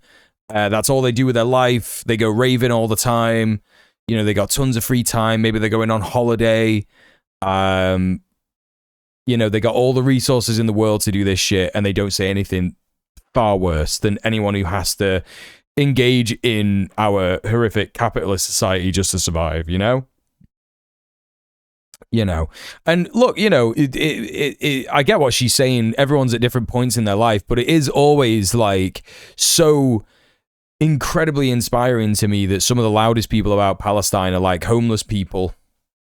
There's a homeless camp pretty close to my gaff, and they've had signs up for ages saying the homeless community in Manchester supports Palestine, and they got their own problems. They got enough of their own problems, but they're able to say that, at least, at the very least, say it. Talking You know? about it, there is a safety in that. There is a safety and there is a compassion in that. I don't know if that makes sense, but it's like, I just want people to be kind to each other while we step up. No, I think it makes perfect sense, and it brings me to, one of the things I wanted to ask you about as we start to close out here, and that is maybe a message for fellow artists, because, we're seeing, obviously people like Kehlani under significant attack, Kneecap, also Irish, in a similar situation. We're seeing all sorts of people who are in the cultural realm, cultural workers, a lot of pushback, but at the same time, we're seeing maybe more figures from arts and entertainment speaking out than we have in the past. So, as someone who's in a similar space, in a similar world, I wonder just how you speak to those folks, those who are artists as well, wondering about how to use, or if they should use, their platform. There's a huge fear, and I share that fear. I'm sitting here with you, and my heart is racing. I'm really anxious. But what we're living through is a very specific thing, and I have to believe that regardless, I have to believe that I will find the people that I'm meant to be working with. It's like the difference between the gang and the tribe, Maybe the gang are going to shut me out, and maybe the gang are going to cause problems for people, but the tribe won't. The tribe will find me. I will find my people through this by speaking up for what I believe in. I'll find the people. That's a pretty interesting analogy. And I've been broke and all of those things before. I don't want to be that again. But if that is the price I have to pay for standing on the right side of history, then I'm gonna have to pay that price if that's what comes. So and it's okay. and let's be clear, chat. This is not someone who is willy-nilly just talking about things that she's never been through. On Denise's Wikipedia page, it says right here, just a little warning, there's a little sort of bit here about child sex abuse, so if you don't want to see this, tune out for the next 3 minutes or so. Early life, born in Wexford and raised in Ennis, County Clare, daughter of an electrician. Guff is the seventh of 11 siblings. One of her youngest sisters is the actress Kelly Guff. Guff was raised as a Catholic. She trained as a soprano before leaving Ireland for London at 15 with a boyfriend, after which she became homeless for a while. She started using alcohol and drugs to block out the experience of being groomed from the age of 13 and raped twice at 14 by a man in his 20s. She later said that at the time she thought it was love, and now she knows it was child abuse. She was awarded a grant to study at Alra in Wandsworth, aged 18, and graduated in 2003. So there you go. She's not just chatting rubbish. She's been through it, chat. To be afraid is what I'm saying, I guess. We're all afraid, but we can all help each other with that. We can help each other with that. That's so important. If that's like helped people to come forward or not, I just know that it's better. It's better to be on the right side of history. Yeah, no, I think that's right. I think, listen, there's a saying about some of these things, when you put yourself out there, if you're not a little afraid, then that's when you know you're in trouble, because if you're taking a risk. Denise Guff, come on, Red Planet. You know you're taking a risk and not to be doing something, just to be doing it. But yeah, I appreciate that. And just to finish, it's like, isn't there a quote, like, speak even if your voice shakes? Didn't somebody say that? It sounds right. If I don't know who it is, but whoever it was. She's just like me for real. I feel like she's like said a couple of things in this interview where I'm like, I feel like this is me all the time. Like I say, didn't someone say that? Isn't that a thing that happened? So they were very sound of mind when they said that, because I think that's the most important things. And I think this has been important. And I really appreciate that we have found you, that you were willing to find us here and Breakthrough News. And Denise, we really, really appreciate you joining us here on the show. Thank you so much. Thanks. That's a great bit of chat there, chat. All right, that's done with the Palestine news right there. Something has gone wrong here, apparently, on this first post that I wanted to check out. Already, it is only one day It is only one day into Pride Month, and we already have simply the worst people imaginable. Lawrence Fox here, leader of the Reclaim Party, with the Pride Month demon stuff. I mean, these folks don't even seem to understand that this stuff isn't even offensive to us anymore. I mean, I guess I know it is just trying to manufacture consent to hurt queer people. It literally exists to demonize us. But again, it makes us seem cool as fuck. I am the pride demon, chat, says Emmy Faye. Yeah, exactly. Exactly. And, you know, that's the thing. It's, what do you think this is? Being gay is the GOAT. Exactly. I made a shirt of that with, like, a D&D tiefling in trans colors. Right, exactly. They don't understand that we own this shit. We own this demon shit. Fine, you want us to be demons? We will be. Sure, man. Whatever you want. Demon swinks rise up. Yeah. Yeah.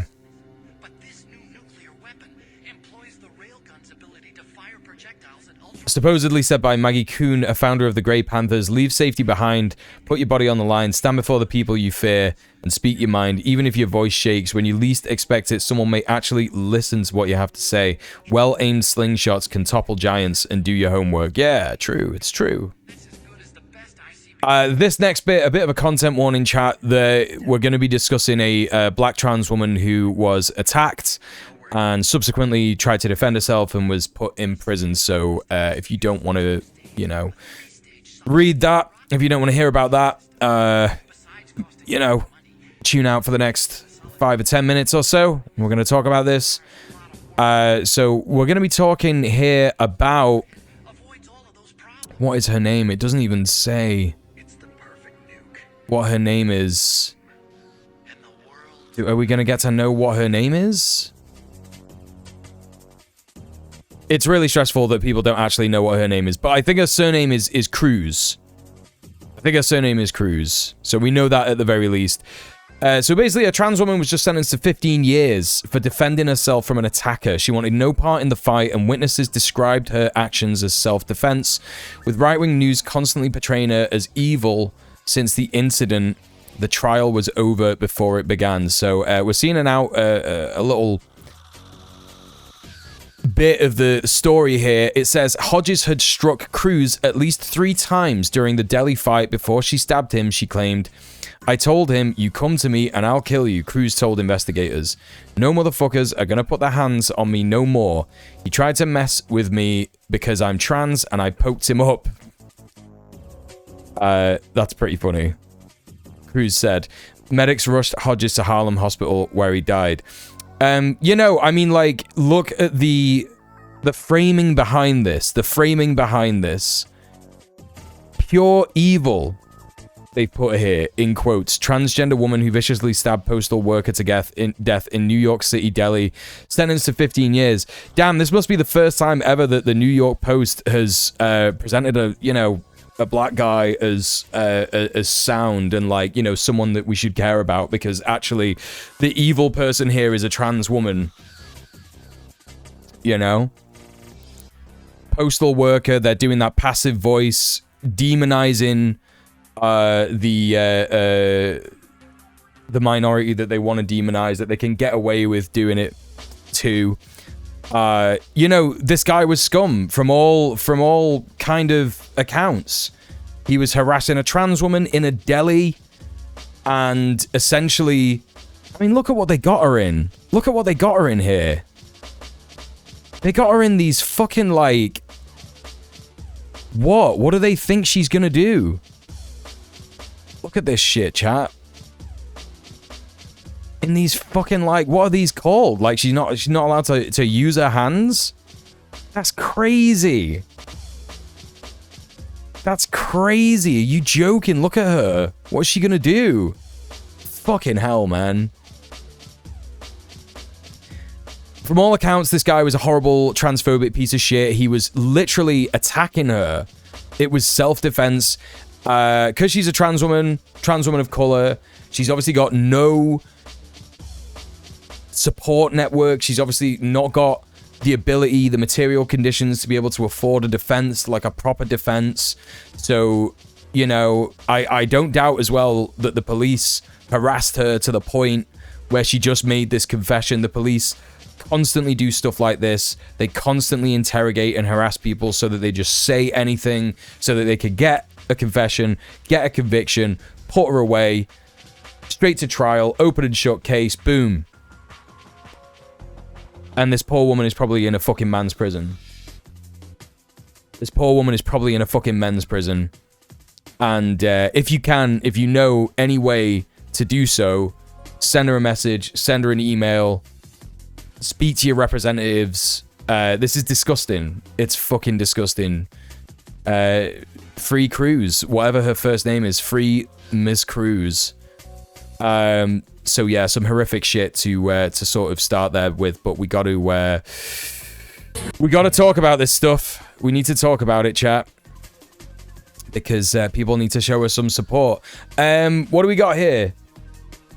We got this this post here saying people say drag queens shouldn't be allowed nowhere near children. Drag queens are actually around children.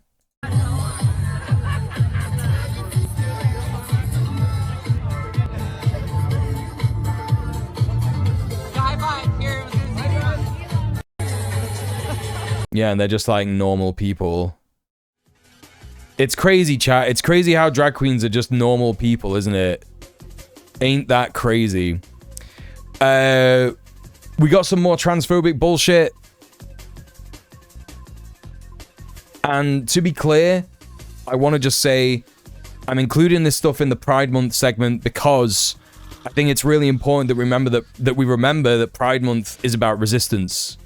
It's literally about resistance. It's about fighting back against the queerphobic state. It's about looking after each other. It's about standing up for each other.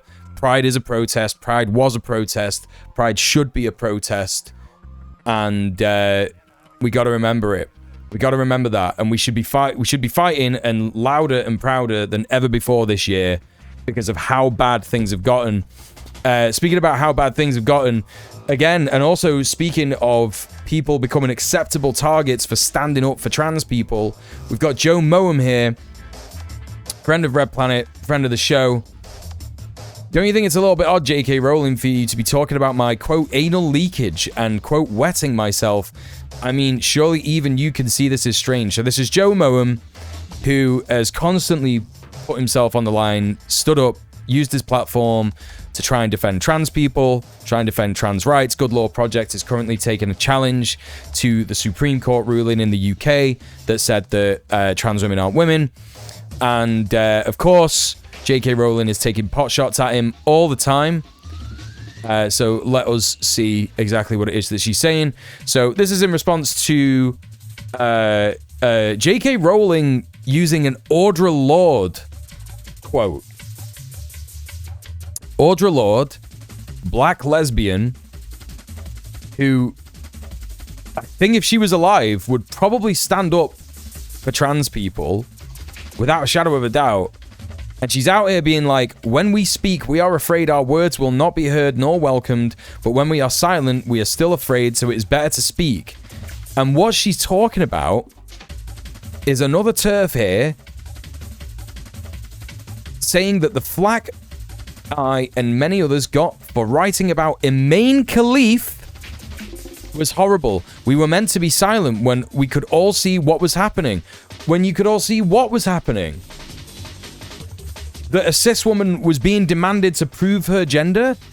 That you were like freaking out and going hard against a woman of color, demanding that she prove her womanhood? And everyone was like, this is so much proof that yous don't do anything good for women, ever. Everybody was saying it. So many people. And J.K. Rowling is just like, yeah, Audre Lorde would have loved that. Audre Lorde would have loved that we said that. Yeah, nothing was happening until TERFs decided she wasn't woman enough. So Joe Moamir saying, white billionaire from her yacht cites Audre Lorde in defense of a white writer for a far-right newspaper complaining about the heat she got for her bigoted attack on a woman of color.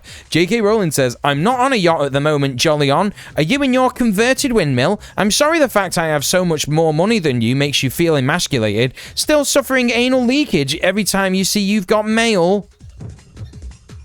What she's referring to here is that she has implied that she is gonna do a lawsuit against Joe Moam. She's implied that she's speaking to her lawyers about the Good Law Project and Joe Moam. And she's done it before. She loves to silence people on the internet all the time because of her vast amounts of wealth. And we shouldn't stand for it, chat. We just shouldn't fucking stand for it. You know? The Daily Mail is running more anti-Khalif stuff at the minute, claiming they have a report showing she was a biological male. The ones that the Russians put out as purposeful misinformation. Yeah, exactly. Exactly. So there's that, and then there's also this one.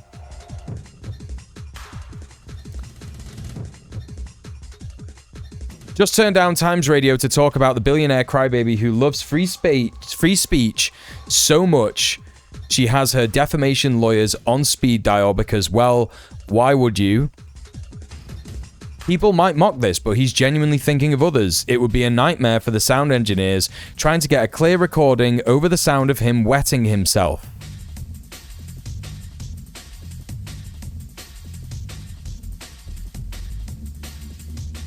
She is weird. She is a fucking weirdo. Definition of weirdo. Anyway, that's the Joe Moam, J.K. Rowling beef. Next up, we got the TERFs' latest detrans darling. And, you know, it should be said at this point, chat, detransition if you want to. No one should be hating on detransitioners. This is something that has been spoken about quite a lot. But if you are going to use your detransition to shit on people who transitioning has made them happier, a happier person, the person who they actually are, then you scum. You are just scum, and this person is doing that. This is Jamie Reed. Airing for a podcast recording Monday, thinking a lot about how trans pulled me in even as a femme. Picture left before trans really took hold. I was working as an HIV case manager, spending a lot of time with the community. Picture right as trans came in. I'm wearing a binder in that picture. What here? As trans came in? Right? Picture left when I was seriously considering testosterone at this time. Went so far as getting a script. Trans was everywhere in the community. Picture on the right after the whistle blow. Right, so seriously considering testosterone. So didn't actually take testosterone. Got the script. Didn't actually take it. Yes, first thing to mention, talking about trans people like a disease. Trans was everywhere. Trans took hold, right? And it's also worded like no person who's ever interacted with the trans community. Right, exactly. Also, let's be real, chat. It looks like she shaved her head. It looks like that, like, she's saying that she detransitioned from, like, shaving her head a bit. She's saying that she wore a binder. Fine, sure. Like, whatever. Like, you can wear a binder, and as long as you don't, like, you know, keep it on all the time, it's not gonna fucking harm you. That's just the facts. And then, like, oh, well, after the whistle blow, my hair magically grew back. It sounds like a 70-year-old conservative talking about it. Yeah, it really does. Finally, this one, ready to go out, but a little car repair was needed, femme style. Trans as an ideology really hones in on all of us LGB. What are you talking about? What are you on about? want to bind her and I'm a trans woman. I literally want the breasts. Right, exactly. It's just so bizarre. You know, again, chat, it's important to remember that if what you're gonna do is basically be like, oh, well, I never actually really made any, like, hard decisions to take testosterone or have a mastectomy or anything like that, but I'm a detransitioner and I escaped the trans cult, and I'm now being a whistleblower and talking about... What do you think she's talking about, chat? What do you think it is that she's talking about? Because I went on her profile... whistleblower pediatric gender industry, right? So what she says is, if you're not familiar with my name, in February 2023, I became a named whistleblower from a pediatric transgender center in the United States. I worked in the industry from 2018 to 2022, so 4 years. So, oh, well, look, well, chat, I wonder, it's the free press. Isn't it surprising that the pro-Zionist free press is reporting on this shit? I thought I was saving trans kids. Now I'm blowing the whistle. I'm a 42-year-old St. Louis native, a queer woman, and politically to the left of Bernie Sanders. My worldview is deeply... This isn't hard, by the way. That's not hard to be. My worldview has deeply shaped my career. I've spent my professional life providing counseling to vulnerable populations, children in foster care, sexual minorities, the poor. For almost 4 years, I worked at the Washington University School of Medicine Division of Infectious Diseases with teens and young adults who were HIV positive. Many of them were trans or otherwise gender non-conforming, and I could relate. Through childhood and adolescence, I did a lot of gender questioning myself. I'm now married to a trans man. Weird, combining of the words there. That's super turfy shit to combine the words like that. And together we're raising my 2 biological children from a previous marriage and 3 foster children we hope to adopt. All that led me to a job in 2018 as a case manager at the Washington University Transgender Center at St. Louis Children's Hospital, which had been established a year earlier. The center's working assumption was that the earlier you treat kids with gender dysphoria, the more anguish you could prevent later on. This premise was shared by the center's doctors and therapists. Given their expertise, I assumed that abundant evidence backed this consensus, which is normal, by the way. Which is normal. When you're not a doctor, people who are doctors, who are like, this is what this means, you should listen to them. Especially when you work in healthcare. You know?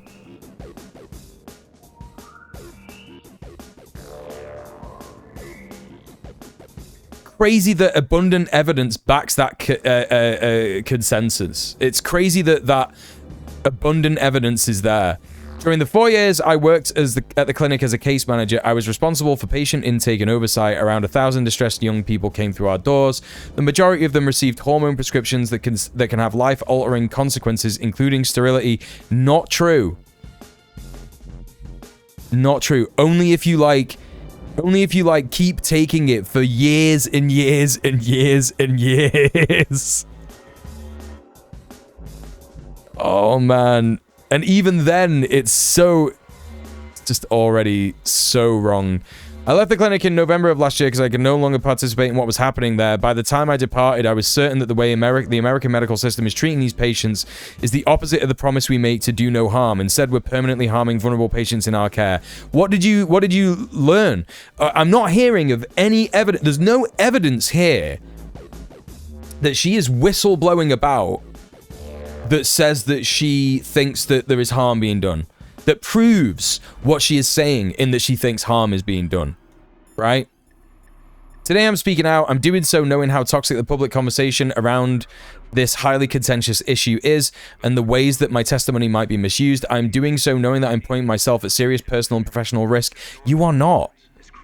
You absolutely are not. Almost everyone in my life advised me to keep my head down. Yeah, because you're a TERF and you're chatting TERF rubbish. I cannot in good conscience do so. What is happening to scores of children is far more important than my comfort. What is happening to them is morally and medically appalling. How? How? Okay. Soon after my arrival at the transgender center, I was struck by the lack of formal protocols for treatment. The center's physician co-directors were essentially the sole authority. At first, the patient population was tipped toward what used to be traditional instance of a child with gender dysphoria, a boy often quite young who wanted to present as he wanted to be a girl. Until 2015 or so, a very small number of these boys comprised the population of pediatric gender dysphoria cases. Then, across the Western world, there began a dramatic increase in the new population. Teenage girls with no previous history of gender distress suddenly declared they were transgender and demanded immediate treatment with testosterone. Oh my god. I certainly saw this at the center. One of my jobs was to do intake for new patients and their families. When I started, there were probably 10 such calls a month. When I left, there were 50, and about 70% of the new patients were girls. Sometimes clusters of girls arrived from the same high school. So what you're talking about is the very real phenomenon, which is that when people feel safe to come out as transgender, they will do it. That's what you're talking about. In the same way that if there is a center for abortions in an incredibly evangelist, Christian Catholic area where women are told they cannot have pregnancy, you know, they can't have abortions, they can't do anything like that. Even if they get raped, they have to have this kid. And the entire world is being like, nah, you can just have an abortion and it's fine. And then more and more people start getting abortions. What you're witnessing there is people realizing that there's healthcare available to people and then getting it. So even if this isn't lies, even if this is true, right? And it would make sense if it's the only one in like Washington State. Is that what she's talking about? Washington State? If it's the only center for children in an entire state, I could absolutely believe that these numbers happen, but it is not an indication of some kind of trans brainwashing that's happening. Social contagion bullshit. They said this about cis queer people all the time. Back in the day, by the way. They used to say this all the time. If one person sees a gay man, they'll just become gay. They'll think they're gay, and they'll just pretend that they're gay. It's really cool that they're just, like, repeating this stuff again. You know?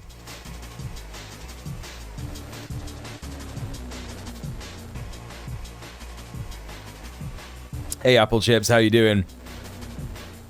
Specifically, demanding immediate treatment with testosterone is, to my knowledge, not what anyone does. The first step is usually consultation and then puberty blockers. Right, yeah, exactly. I mean, look, I can believe that kids would be like, a trans kid would be like, I want to go on testosterone now because my body is developing. I've heard what the damage not having the correct hormones at puberty can do to you forever. I want to be able to transition now. I can believe that that's happening. And, you know, what you've got to remember is these kids can be demanding immediate treatment with testosterone. I guarantee they didn't get it. I guarantee they didn't get it. I guarantee they didn't get this. You know? Doctors are well known for immediately capitulating to demands from children. Yeah, they always do this. I wasn't cis before I learned about gender stuff. I was just miserable. Exactly. Yeah, exactly. So, this is nonsense. It makes no sense. It's ridiculous. This concerned me, but I didn't feel I was in the position to sound some kind of alarm back then. There was a team of about 8 of us, and only one other person brought up the kinds of questions I had. Anyone who raised doubts ran the risk of being called a transphobe. Again, I will say... again and again and again and again and again and again and again and again until this gets through to people. Being called transphobic, being called racist, being called transphobic, being called misogynist, all that stuff, it is not a death sentence, right? In the times in my life when I've been called anything like that, what I've done since I became less stupid about stuff is I've said, damn, shit, I would love to know what I've done that's misogynist, racist, sexist, transphobic. I want to be better. Like, what have I done that's fucked up? What can I do to be better? That's all you do. That's all you do. It's not a death sentence. It's not like, ugh. And you know, I've called some people racist and they've acted like it is a death sentence. It's not. The immediate reaction shouldn't be like, oh my god, I'm not racist. It should be like, damn shit, that sucks. What am I doing that you think's racist? And you know, even if you like hear that and you go, oh, I'm not sure if that is racist, I'm gonna do a bit of research about it. Fine, like whatever, like do that. It's literally not an issue. Yeah, would you be willing to tell me how I could do better? No one is saying that someone is ontologically evil when they're transphobic. No one is saying that they're ontologically evil when they're racist. It depends how you respond to that criticism. Exactly. We're saying that their actions right now are hurting trans people and we'd like them to stop. Or whatever marginalized kind of people that you're talking to them about. So here we go again. The girls who came to us had many The girls who came to us had many comorbidities: depression, anxiety, ADHD, eating disorders, obesity.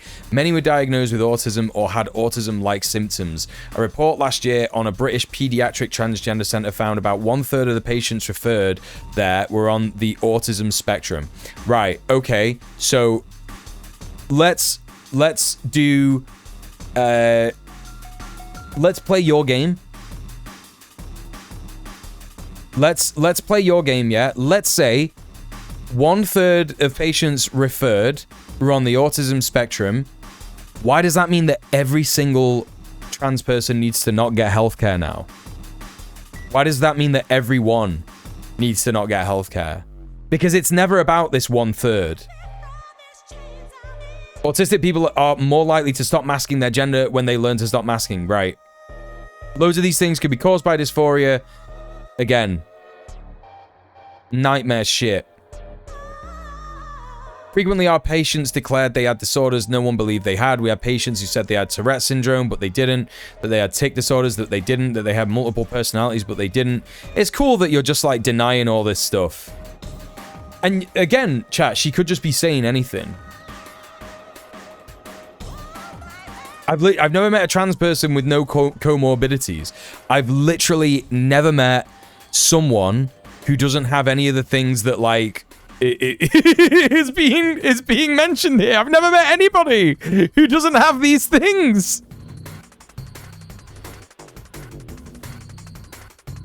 I don't know, chat. Depression, anxiety, ADHD, eating disorders, and obesity are pretty common. These are pretty, like, common things that, like, a lot of people have.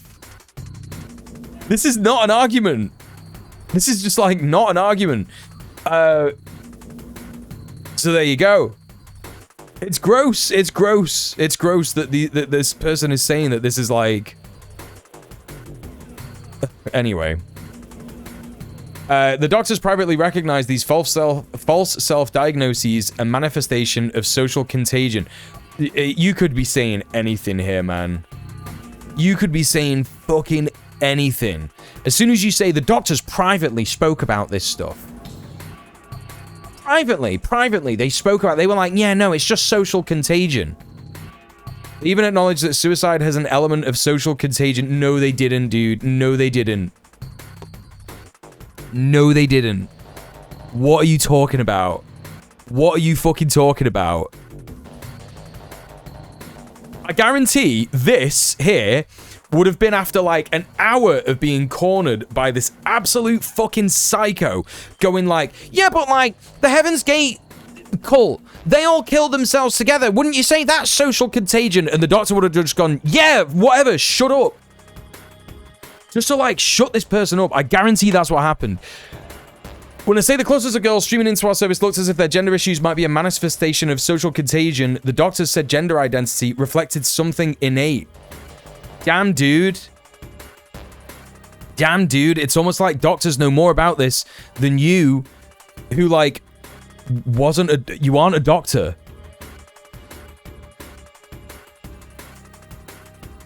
Mad to say that suicide is social contagion, by the way. Mad. That's crazy. That's crazy. It's crazy that's so crazy. When a female takes testosterone, the profound and permanent effect of the hormone can be seen in a matter of months. Voice drops, beards sprout, body fat is redistributed, sexual interest explodes, aggression increases, mood can be unpredictable. Our patients were told about some side effects, including sterility, but after work at the center, I came to believe teenagers are not capable of fully grasping what it means to make a decision to become infertile while still a minor. Again, you've not, like, really proved that they were being given testosterone, have you? You've just, like, said that they were. Many encounters with patients emphasized to me how little these young people understood the profound impacts changing gender would have on their bodies and minds. I don't think that's true. But the center downplayed the negative consequences and emphasized the need for transition. Wow, it's almost like this collection of doctors and healthcare professionals. Doctors and healthcare professionals knew the truth.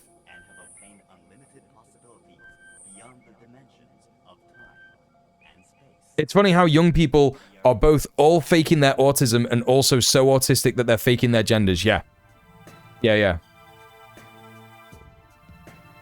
It's funny that they always say that. There are no reliable... Whoa. Left untreated, gender dysphoria has any number of consequences from self-harm to suicide, but when you take away the gender dysphoria by allowing a child to be who he or she is, we're noticing that goes away. The studies we have shown... These kids often... the studies we have show these kids often wind up functioning psychosocially as well or better than their peers. There are no reliable studies showing this. Yes, there are! What? There are literally so many! These people just say anything. These people just say whatever they want. There've been reliable studies of this for 100 years, exactly.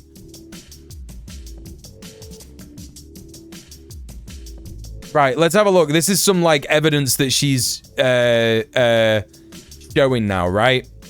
From Redacted, sent Friday, May the 1st, 2020. Oh dear, I'm concerned that X does not understand what bicalutamide does. It's not just a blocker, it will cause breast development. The family seemed certain that was their first choice of therapy to start with. The statement made in the letter that, quote, at times it seems scary, so she wants to move slowly, but eventually sees herself as being on estrogen.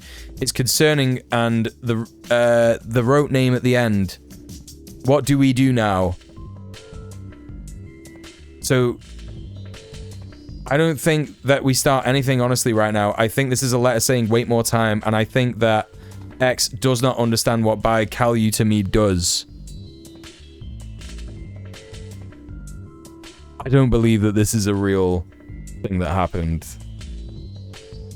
And also, like, this could be, like, you've redacted who's this from. This could just be, like, from another staff member.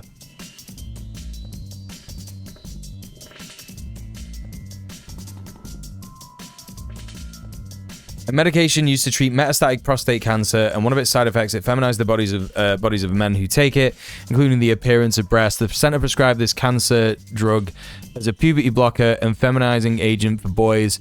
As with most cancer drugs, bicalutamide has a long list of side effects, and this patient experienced one of them, liver toxicity. He was sent to another unit at the hospital for evaluation and immediately taken off the drug. Afterwards, his mother sent an electronic message to the transgender center. We were lucky her family was not the type to sue. Where's the evidence of that?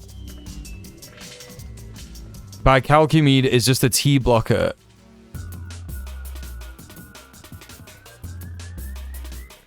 Sometimes the parents' understanding of what they agreed to do to their children came forcefully. On Thursday, June 9th... This is all in like a notes doc? This is all in like a notes... A notepad doc? What is going on here? Please be advised, I'm revoking my consent for this course of medical treatment. Grades have dropped. There's been an inpatient behavioral health visit, and now he's on 5 different medications. Lexapro, Trazodone, Busbar, etc. X is a shell of his former self, riddled with anxiety. Who knows if it's because of the hormone blockers or other medications? I revoke my consent. I want the hormone blocker removed. Right, and did that happen? Did that happen or did it not? Like, again, it's cool that you just, like, providing this really dubious information. Yeah? And also not saying whether this was acted on or not. Bica does not cause permanent breast growth, also just saying Bica causes breast swelling. Yeah. If this were true, isn't this a major violation of confidentiality? Not technically, because the name isn't there. I mean, actually, yeah. I mean, I don't know. I think this person doesn't... I think she probably could get sued by the center, probably, for that. Well, actually, it would be by the patients. So, and if the patients have, like, abusive parents who are not going to care about what people say about their trans kids, then it's unlikely that any kind of justice will be done about this. Anyway. Oh, this bit's cool. Some weeks it felt as though almost our entire caseload was nothing but disturbed young people. For example, one teenager came to us in the summer of 2022 when he was 17 years old and living in a lockdown facility because he had been sexually abusing dogs. He'd had an awful childhood. His mother was a drug addict, his father was imprisoned, he grew up in foster care. Whatever treatment he may have been getting, it wasn't working. During our intake, I learned from another caseworker that when he got out, he planned to reoffend because he believed the dogs had willingly submitted. Somewhere along the way, he expressed a desire to become female, so he ended up being seen at our center. From there, he went to a psychologist at the hospital who was known to approve virtually everyone seeking transition. Then our doctor recommended feminizing hormones. At this time, I wondered if this was being done as a form of chemical castration. This person is fucking nutty. That same thought came up again with another case. This one was in spring of 2022 and concerned a young man who had intense obsessive compulsive disorder that manifested as a desire to cut off his penis after he masturbated. This patient expressed no gender dysphoria, but he got hormones too. I asked the doctor what protocol he was following, but never got a straight answer. I just don't believe any of this. I don't believe any of this for a single second. At all. What's this? More, quote, evidence. Thanks. I was not having any issue interpreting or understanding the elements that she commented on below. I was looking at the bigger question about how consent is being determined. My concerns are that the judge is essentially removing the element of parental consent and placing it in our hands. The judge could have awarded the medical decision making to the dad or awarded legal custody to the dad. Instead, the judge put it in the center's hands for the decision making and medical transition. And this is a patient who is not yet 16, Jamie. Oh, so this is like her moment. This is her moment. All the screenshots are in plain text. Exactly. I don't believe a single second of any of it. I don't believe a single fucking second of it, dog. This is just like nonsense. Nonsense stuff. Anyway, should we have a look at who this person associates with? Should we have a look at who this person associates with? And it's interesting as well. It's interesting as well what else she posts about. Terrorist attack in Colorado. Sometimes a picture is truly worth 1,000 words. All right. Have you ever posted about Palestinians?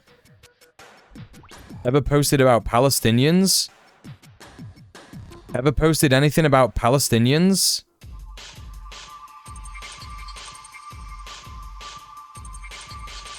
First day at the outdoor pool, trying to enjoy time with the kids. I see a woman standing in front of me, 5'2", so clearly a woman just with short hair. My stomach ties in a knot because she has no shirt on, and I know that means mastectomy scars.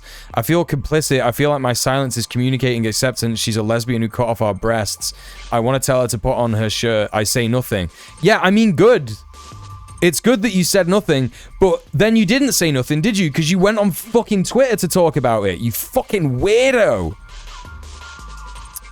Anyway. Here this woman is saying, it's a problem. Informed dissent on the recent Jonathan Cowan article. I don't know what they're talking about here, but I went and had a look at this guy, Ben Apple.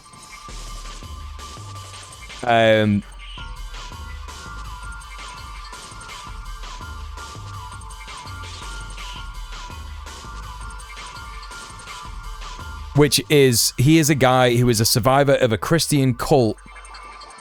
Yeah. Cis White Gay is the name of this book that he's made.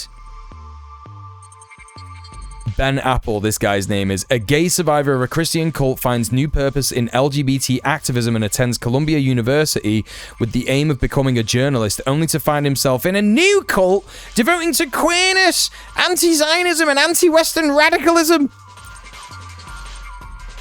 Oh no!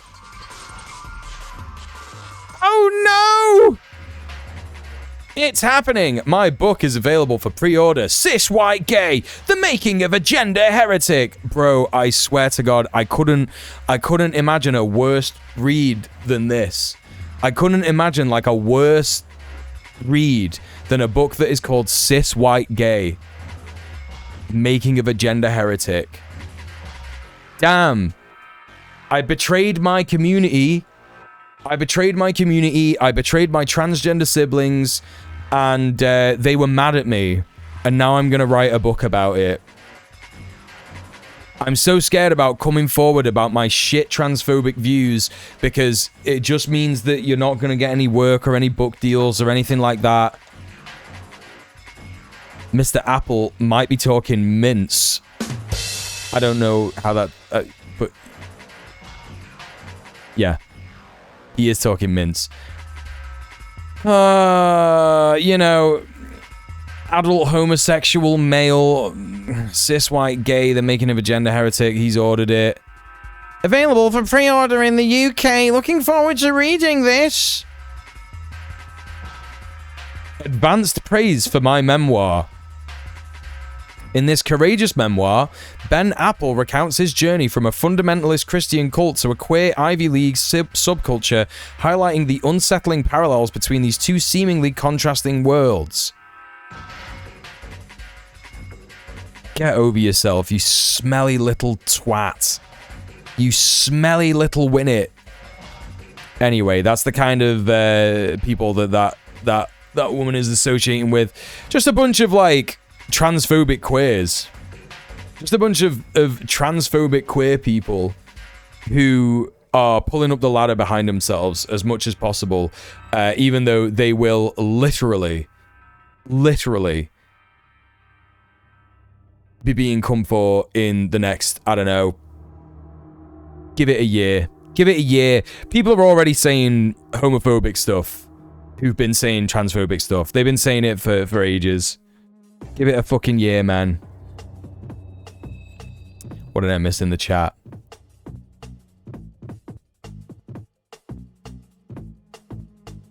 Yeah, I think that woman just wrote all that shit in a notepad document.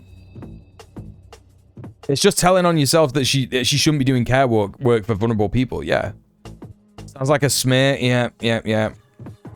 Even if all these things happened, it is not a reason to deny care to trans kids. Exactly.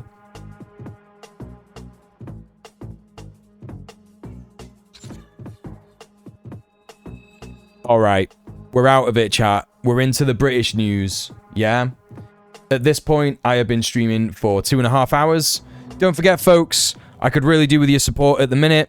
It's a new month, it's a new day, it's a new life for me. Please consider subbing off Twitch. Please consider donating. Please consider becoming a patron of mine. Go to my Patreon and sign up. I could really do with some support at the moment. Things are pretty difficult, but it has been very, very helpful having a lot of people donate so far. I really, really appreciate it. It made things a lot easier today when I woke up and one of my bills went out and I was in my unarranged overdraft again. But I took a look at the Patreon, I took a look at the donos that I got last week, and it was like, oh damn, I can cover it. Brilliant. And it's been a while since I felt like that, so I really appreciate that, chat. Thank you so much for supporting me. Thank you so much for subbing off Twitch. Thank you so much for helping me out in this pretty hard time. What else do I want to say? Please also pay attention and remind yourself of the new YouTube video where, my new YouTube channel, where I am editing a bunch of stuff, a bunch of business from the streams to be going on that channel. Basically what that means is I'm going to be doing Twitch stream clips on that channel, and you can go and check that out. You can get a lot more content, a lot more frequently on that channel, and it's just a fun time. It's just a fun time to be doing that shit, you know? I was looking at my YouTube very briefly, and I don't know if this is like on the new channel. Let me take a look here. No, this is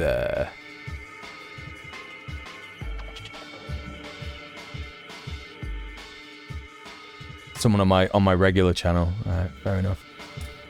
Okay, cool. Alright, let's carry on with this. We got some British news, chat. We got some British news. We've got Keir Starmer out here taking a leaf out of BB's book. Keir Starmer vows to make Britain battle ready as he unveils defence spending plans. Let's see what the Guardian's got to say about it. Yeah. PM promises to spend billions on more weapons factories, drones and submarines, but refuses to set date for spending 3% of GDP on defence. Let's take a look at what he is saying. We are moving to warfighting readiness as the central purpose of our armed forces. When we are being directly threatened by states with advanced military forces, the most effective way to deter them is to be ready. And frankly, to show them that we're ready. Who is this convincing, man?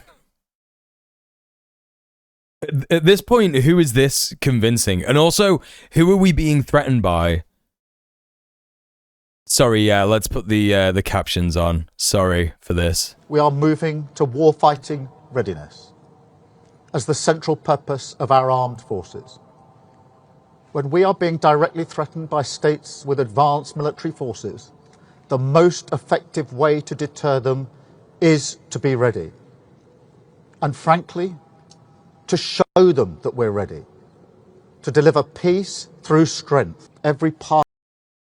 Peace through strength, chat. You heard it here first. The best way to get peace is to bomb your enemies into submission. Also, genociding all the disabled people in the country that you run, because there's no money for their benefits, but you better believe there are billions and billions of pounds to spend on the weapons industry, who have definitely not spent the last year or so lobbying your government to grant them new contracts because they need money and they love money. Not just lobbying for new contracts, but lobbying for war itself. You know, why did Starmer go to Kiev the other week or whenever it was?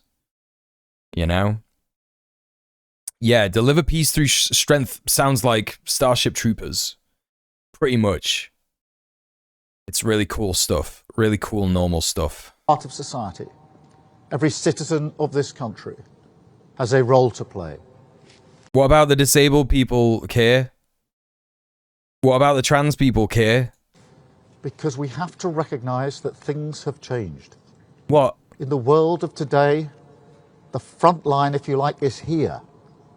The threat we now face is more serious, more immediate. What is it? More unpredictable. What is it? Than at any time since the Cold War. What are you talking about? Look at this guy. Look at this guy's face in the back. He's proper scrutinizing all this.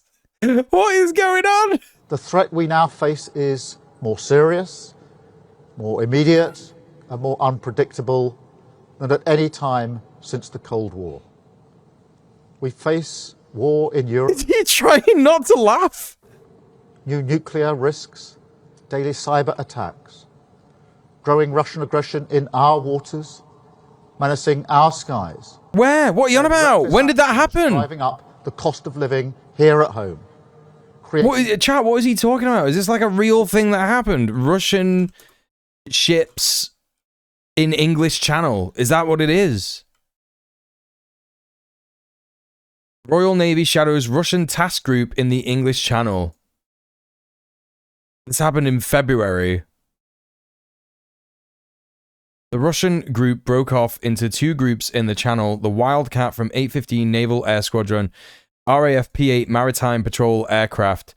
Yeah, I think, like, yeah, it's really smart that Keir Starmer, what he's doing is, you don't see what's happening, chat. What he's doing is he's antagonizing Russia, and he is definitely not trying to, I don't know, create some kind of forever war and annoy Russia to the point where they just bomb everybody, yeah? Bochi Ball says Greta Thunberg is a loser nepo baby. Uh-huh. Why? What you got? Why are you saying that for? We're not talking about that. We're not talking about Greta Thunberg. You missed that bit, by the way. That was ages ago. That was ages ago when we were talking about Greta Thunberg. We're talking about this now, so try and pay attention, yeah, dog? Try and pay attention. It will help. Maybe you shouldn't have let Ukraine weaponize undersea connections. Yeah. It's, yeah. The biggest punishment Israel could give Greta Thunberg and that boat is to allow them into Gaza. Whatever do you mean by that, Bosie Ball? Whatever do you mean by that? Normal Twitch chatter. What do you mean by the biggest punishment Israel could give Greta and that boat is to allow them into Gaza? What do you mean by that? What do you mean by that? Economic pain and hitting working people the hardest. A new era in the threats that we face demands a new era for defence and security. We will innovate and accelerate innovation. It's not self-explanatory. What do you mean? What do you mean by that, Bosie Ball? Why don't you explain it to people who don't know what you mean? At a wartime pace. Unless what you're saying is, oh, isn't she a self-described lesbian? I don't know about that, but what do you mean? What's that got to do with anything, Bosie Ball? What do you mean? Isn't she a self-described lesbian? What do you mean? Do you know what Hamas does to those?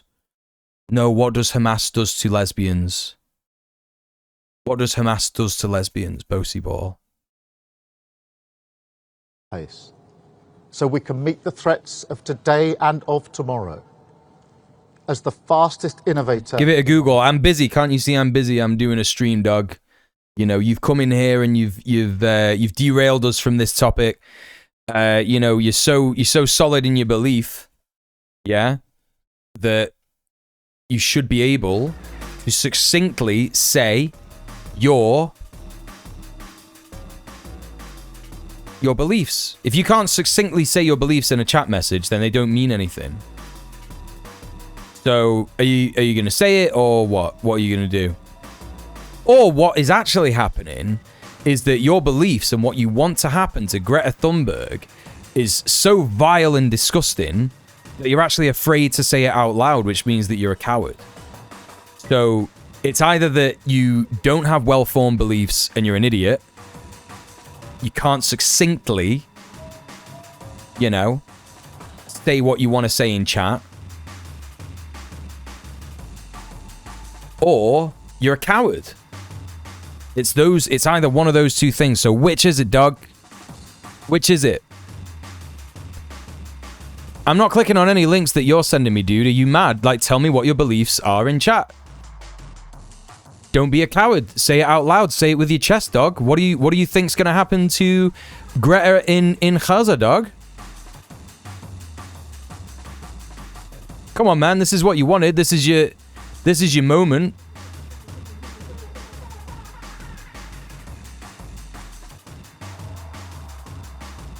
I speak with facts and real-world examples. You haven't said anything yet, bro. You haven't said anything. It is how you pronounce Gaza. It is.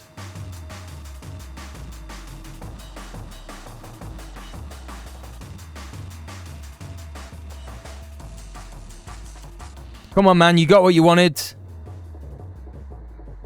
You're in the spotlight now, dude. Come on. What is it? What do you think's gonna happen? What do you think is going to happen? No, you haven't. You haven't said anything. What you've said is, Greta Thunberg is a loser nepo baby. That's fair enough. You then followed that up with, The biggest punishment Israel could give Greta in that boat is to allow them into Gaza. We asked you what that meant, and you have denied to explain what you mean by that. Look up past examples. I'm not Googling anything. If you can't sum up your beliefs in one succinct chat message, then they're not well-formed beliefs and you don't truly believe in them. Or you haven't done enough research. And that's the end of it, isn't it? I have a good response for this bullshit rhetoric.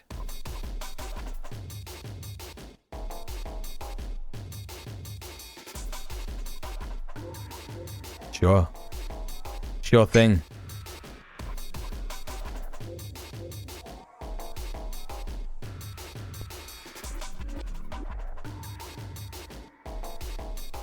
No, you're giving up, bro. I believe bald people should be punched in the gut once a day, mate. Don't turn this around on me. Don't turn this around on me. Answer the question. Answer the question. I know that you're getting angry at me, yeah, because I'm actually challenging you on what you believe and what you think you're doing, or what kind of message you're pushing out here. But you either have beliefs that you really believe in, and are at the heart of who you are as a person, or you're just a coward. You're just a little coward.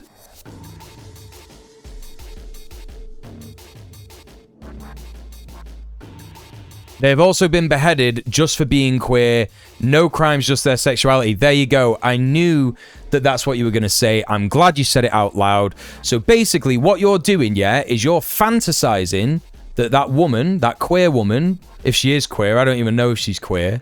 What you're doing is you're fantasizing that a queer person gets killed for going to Gaza. That's what you're doing. You're fantasizing about that person being killed. That's a fact. I have a real life example. No, you don't. No, you don't.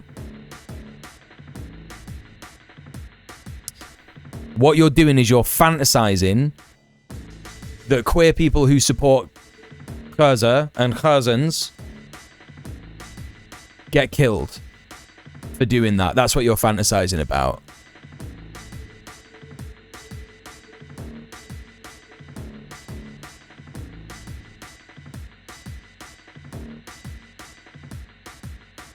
That's pretty fucked up, bro. That's pretty fucked up. That's a real life example in that link, but you're too scared to look. No, I think really what it is, Brosy Ball, is I think you're too scared to look. I think you're too scared to look at what actually happens in Gaza. I think you're too scared to actually look at what happens to Palestinians on a daily basis. I think that you're a coward because you side with the oppressor, which is always the easiest side to go on. And I think that if you know anyone and you share these views with anyone around you, I think that later on down the line, they will remember you for being the genocidal apologist that you are. And whether Gazans and Palestinians kill people for their sexuality or whatever, I don't think that they deserve to be bombed into oblivion for that. I don't think they deserve to have 30,000 children killed. I don't think they deserve to have kids being starved to death. I don't think they deserve to be experimented on. I don't think they deserve to be detained without reason. I don't think they deserve to not be allowed to return to the lands that they were born in. And that's a pretty solid standard belief that a lot of people have, that there's no such thing as a perfect victim.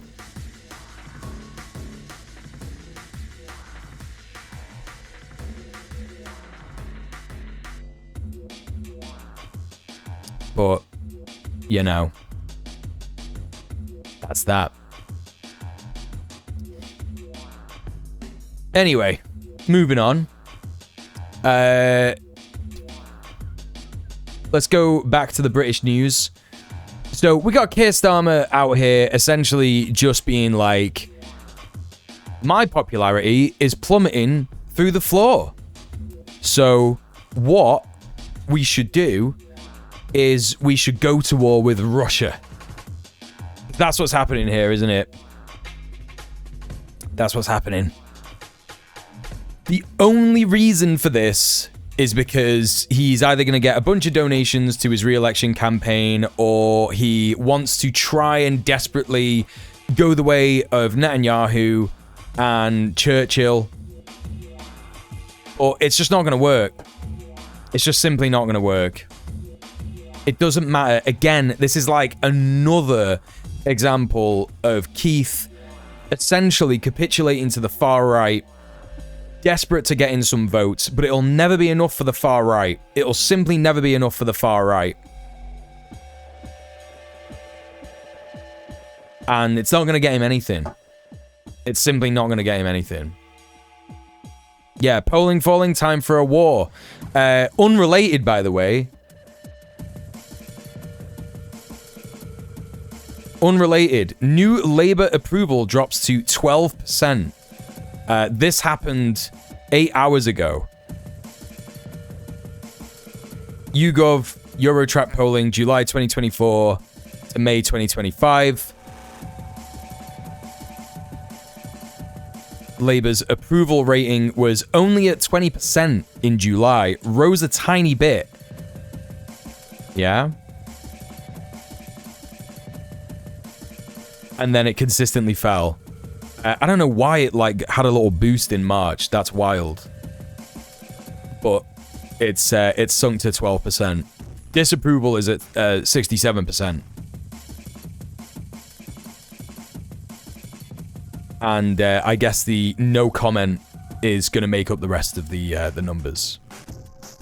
So it's clear that that's what's going on here. Anyway, hello Shafiq Layla, how are you doing? Good to see you. Risk Adverse, it's good to see you as well. Magic Mia, welcome in. Yeah, you all just joined us just as we were slamming that fucking loser in the chat. Fantasizing about Greta Thunberg being killed.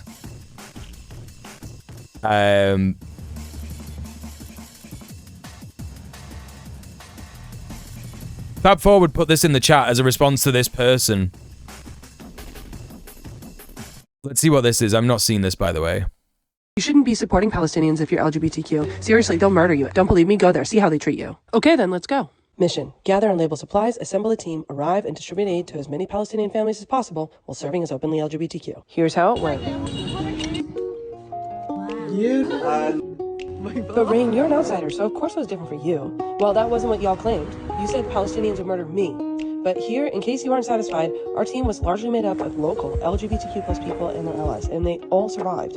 Oh, and if that's still not damn, dude. Providing aid, we found Gaza and Palestinian LGBTQ people at this stop, this one, and many more. Damn, dude. To adulthood while living within Gaza, Palestine. This rumor is a vicious bit of propaganda meant to dehumanize the victims of one of the deadliest months of bombardment to any territory on this planet in decades, and it's a lie. Now, do LGBTQ people in Gaza, Palestine still need liberation? Yes. Do they have their full rights? No. Is it safe for them to be super open? Most of the times, no. But their struggle isn't unique to Palestinian culture. It's a struggle shared by most LGBTQ people on the planet in different but very adjacent ways. I've experienced similar treatment in Ukraine, Poland, the USA, Colombia, Mexico, Turkey, and more. LGBTQ plus liberation is a lifetime fight, one we're not unfamiliar with, but let me be clear, regardless of the progress of that fight, this is never an excuse to turn our backs on the suffering and liberation of others. Gaza and Palestinian LGBTQ plus people and their allies will continue to push for their rights over time, but right now the priority is to push to have a life at all, a home at all, a land at all. Our focus should be on that call for humanitarian aid to every beating heart. 1000%. 1000%. Said it way better than I ever could have. Like, if this person actually went to Palestine, damn. Yeah, this fucking rocks. This fucking rocks. Thanks for sharing that. Fab Forward.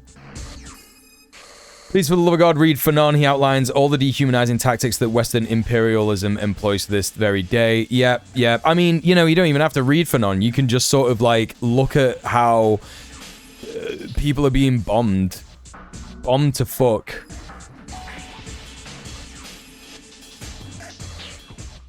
And you can, like, see shit like that. Like, this is the thing. Nowadays, the bar for understanding this stuff is so low. Because you could just find videos like this that prove it. Right? You could just find something like this. You could come into this chat and we'll tell you that I don't care if Hamas wanted to, like, fucking shoot me, behead me, anything else like that, I still don't believe that they should be fucking destroyed and bombed into oblivion. I still don't believe that they should be, that the Palestinian people shouldn't have a right to existence. I still don't believe that the Palestinian people shouldn't have a right to self-determination and freedom in their own land and have their land given back to them. You know? These people love to say this shit, and like, you know, they've said it about tons of different kinds of cultures and peoples all over the history of humanity, the history of colonialism, you know? That's really, really good. That's really cool shit.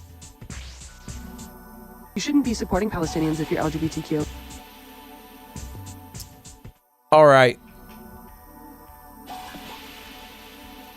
What else do we got from Britain? We got a post from Helena here, talking about people discussing privatizing water.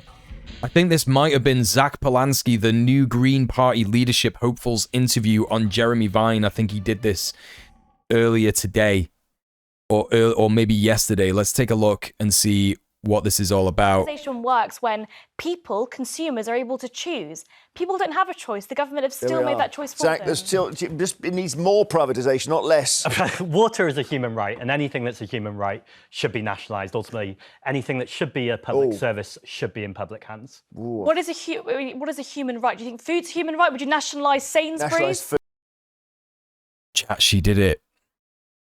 I don't know who this person is, but she did it. Would you nationalise Sainsbury's? Fucking yes, actually! Fucking yes! Of course! Food is a human right! What are you talking about? You stupid fuck! Well, I think there's a lot to be said for making sure that everyone in the country can eat, particularly young people, which is why but would you nationalise It's policies like this that, by the way, Yeah, but would you nationalise sausages? Would you nationalise sausages? cause mass starvation in countries like the Soviet Union. I mean, that's not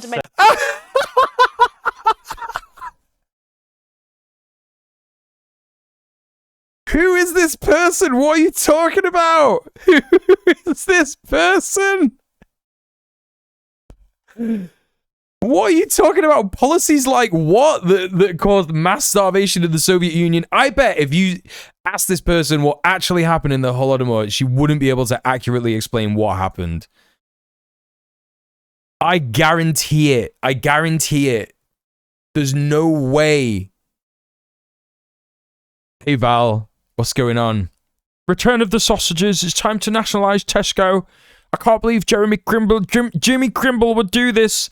Like, he's laughing because he knows that the Holodomor was about, like, fucking, basically, like, people who owned the land that farms were being on, who, like, hoarded a bunch of grain because they refused to engage in the sharing of food.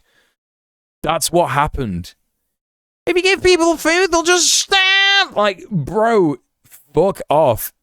I wonder how he comes back from this. Third thing to say. This is exactly what it is. When the government take control of food, when the government take control of things that are important, they end up absolutely causing ruin throughout those industries. Fundamentally, I think food, water, electricity, all of these things are incredibly important, and that's exactly why I don't want the government to take their The hands point on by it. human right is no matter how poor you are, you should have access to water and clean water. It's just as simple as that. Yeah.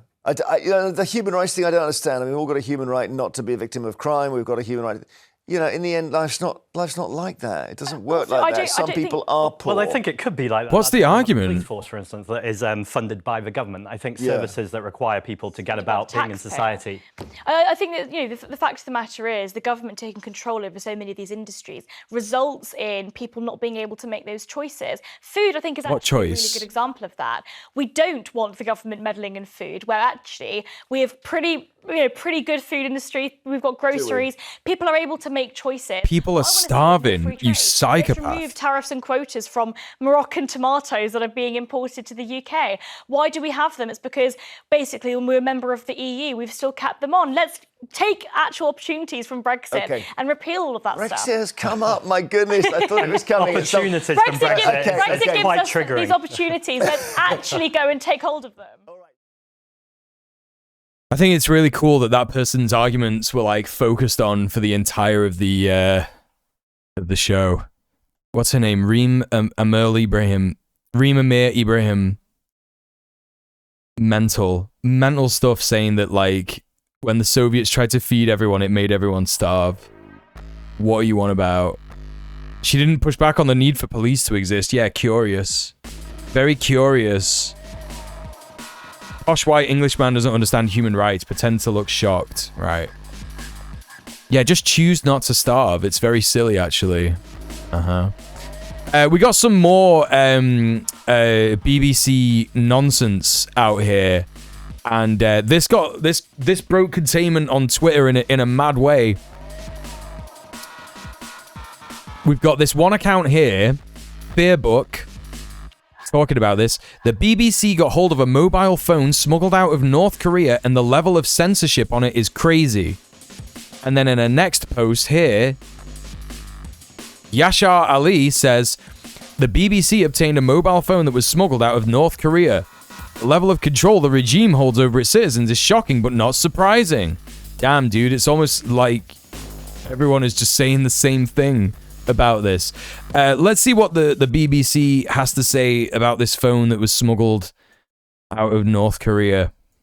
We've got hold of this phone that was smuggled out of North Korea last year, and it shows. I love how there was just like a North Korean flag on the just on this person's like screensaver or whatever. We've got hold of this phone that was smuggled out of North Korea last year, and it shows some of the surprising lengths the regime is now going to censor information. North Korea blocks information from outside the country, and these phones don't have access to the internet. But what are you talking about? Yeah, they do. What are you on about? What do you mean they don't have access to the internet? What the fuck were all they, bro? Look at all the apps that are on it.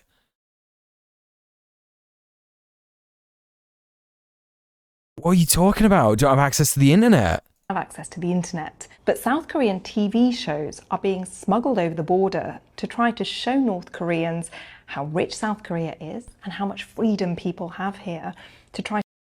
Squid Game. They smuggled Squid Game to North Korea to be like, look how mint South Korea is. Squid Game. Is this real? Did they really? This can't be real, man. To undermine the regime. Now, Kim Jong-un has banned these shows. And from this phone, you can see that he's now also blocking people from using popular South Korean words. Look what happens when I type in the word oppa. This word literally means older brother in Korean, but people here in South Korea now use it as slang to refer to their boyfriends as well. When I enter it, it automatically changes to the word comrade. What? How is that proof? Proof? Yeah. The proof is that we just put... Right, do you know what this reminds me of? This is gonna get me like... This is gonna get me fucking... Okay, if I use the image, it probably won't trigger the content ID on YouTube. So hopefully this image will just explain to you what this reminded me of. Yeah, this episode of Brass Eye where they literally take the mick out of the BBC style of reporting, just show like a random thing and just be like, look, can you believe this graph shows that we're right? And it's just like the same stuff. It's like, yeah, we put in oppa and it changed the word to comrade. We put in oppa and it changed the word to comrade. Mental. Mental. And I get this warning. It says, this word can only be used to describe your siblings. Now look what happens if I type in the word for South Korea, which is Namhan. It automatically changes it to puppet state. Yeah, but that's true though. That's right. If it does that, that's true. But like, you know, okay, if this isn't right, so what they're saying is that this is doing like predictive text or autocorrect. Yeah, that's what they're doing. So like this person who used this phone constantly referred to South Korea as a puppet state. So what is weird about that? It didn't even translate to comrade. Google Translation gives me comrades plural for that. Right, exactly. Which is what the North calls the South. In this folder, It's also what I call the South. we can see that the phone is taking a screenshot every 5 minutes or so. But the user can't open these files, only the authorities can, so they can see when people are looking at or sharing things that they're not. Hang on a minute.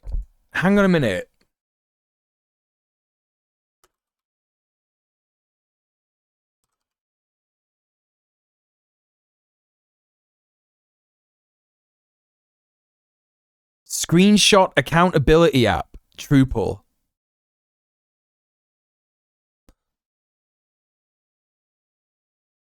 You can just get an app like this in the UK.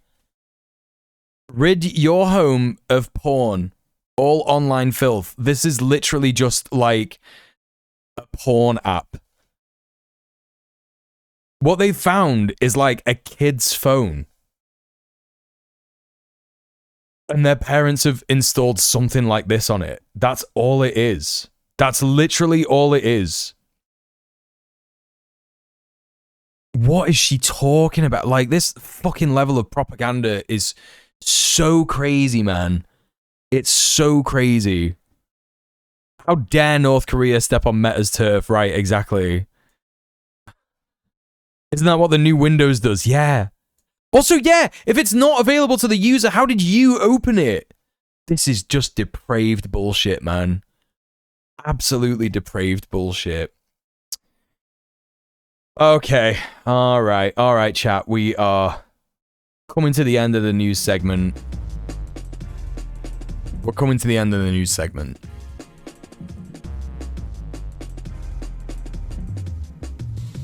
We got some US stuff to go through. Tiny little bit of stuff. We got the Doge and White House split. And I think Elon Musk has done like an interview or something here since he has left his relationship. Friendship ended with Donald Trump. My new friend is mainstream media. Let's see what he's got to say here. Apparently here he talks a lot about the government. Let's hear what he actually says. Yeah, I mean, I guess part of it is depends on where you're coming from. So, you know, I'm like a proponent of smaller government, not bigger government. So now if somebody's a proponent of, you know, more government programs and bigger government, and they see, hey, Doja's cutting all these government programs, then they'll be fundamentally opposed to that because they just think the government should do more things. That's just a fundamental, I guess, ideological opinion. But my frank opinion of the government is that, like, the government is just like the DMV that got big. Okay, so oh my god. It's crazy that this guy was ever allowed anywhere near anything, ever. He's like, the government is just if the DMV got big.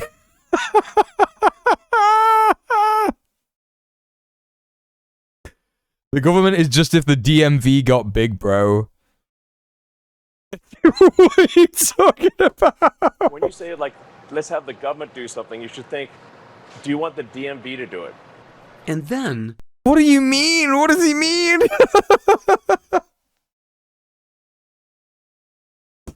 I love the ideological preparation of fascism from a dude bro stone and nepo baby.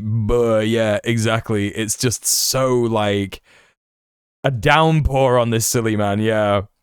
As if Elon has ever been to the DMV. He's never been to the DMV. He's had to do something at the DMV once, and it upset him so much. You know. Elon Musk is the world's oldest 14-year-old, yeah. The only reason he got any power at all is because he bought it. It's true. Yeah, it's wild. It's absolutely wild. Evergreen sentence. Yeah, well, there you go. Elon Musk with an incredible take here. It's so funny that people used to think this guy was a genius. The more he opens his mouth, the more it's clear he's thicker than pig shit. It's just wild. It's so wild. What else do we got here? Some absolutely like horrific stuff. Husband watching as ICE arrests his wife at an immigration appointment. When you lose your compassion for those in need, when you cast aside your capacity to care, then the qualities that once allowed you to rise above and the virtues that once made you a human are gone. Yeah. This is fucked.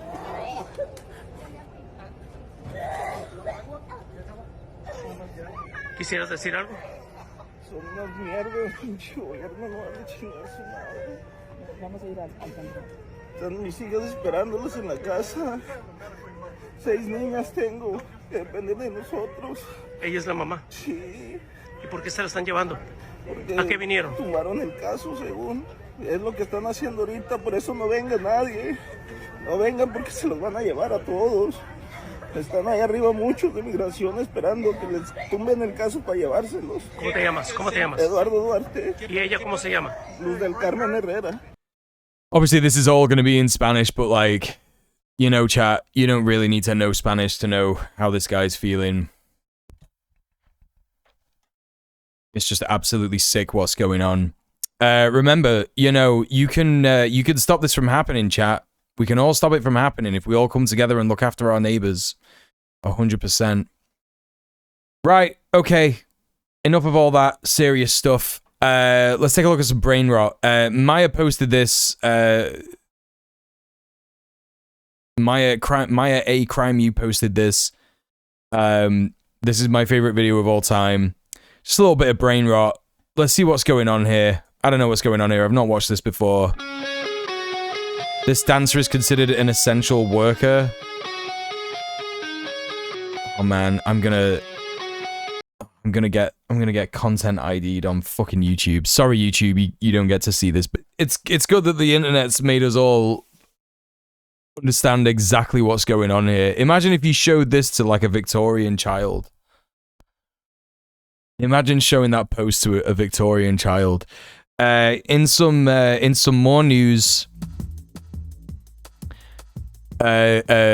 Asmongold has been accepted into the Kick family.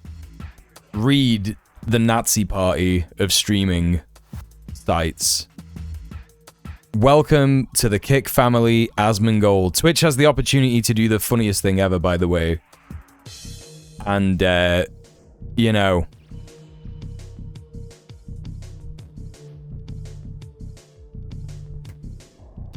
Cool, another reason to never ever go to Kick.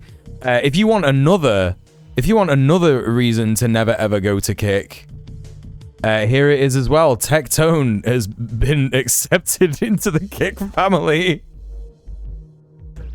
Guy who like was horrible to his wife and made excuses for his dad, basically like groping people. In unrelated news, all Kick streamers have been reporting a cockroach infestation. It's true. Yeah, it's true. Yeah, we got some really, really good normal stuff going on here. And we got another bit of brain rot on the go. I saw this on Blue Sky. Let's see. Let's see what this is saying. Z is ditching outdated pet names like Darling, Babe, Sugar. Instead, they're going with new favorites like Bay, Queen, King, and Day One. So I'm supposed to call my best friend from high school and be like, yo, Day One? Yes. I don't really use... How old is this person? I'm 35. And I know what that means. Why does that sound so weird to her? What do you want? Who is this person? Jenna what? Pet names only to talk to strangers. I had COVID 6 times, and it wiped out the name portion of my brain. Oh, it This did. is a real story. Oh, it did. So if I see somebody I know, I normally call you by your job title. So I'm like, you know, hey, what's up, Spotify? Looking good, Spotify. Wait, what did this guy just say? From high school and be like, yo, day one. Yes. I don't really use pet names, only to talk to strangers. I had COVID 6 times, and it wiped out the name portion of my brain. Oh, What? What? This is a real story. Oh, it did. So if I see somebody I know, I normally call you by your job title. So I'm like, you know, hey, what's up, Spotify? Looking good, Spotify? Because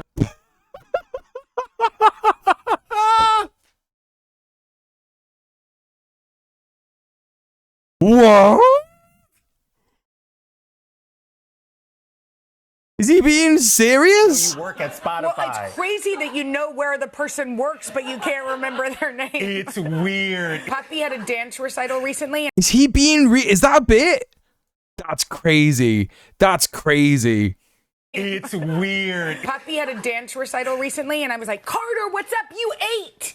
And my daughter was like, I'm like, oh, you girls, you. People are so normal. Does he call unemployed people unemployed? He doesn't know any unemployed people. Except for CEOs. That's right. That's right, chat. We're doing bits here on the stream. I don't know if that was a bit, but we're doing them here on the stream. COVID didn't take out the name part of his brain. It took out the making sense part of his brain. This is so satire and if not cringe. I believe it. I believe that COVID took out the name part of his brain. I believe it.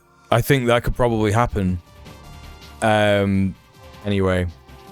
There we go, chat. All that is done.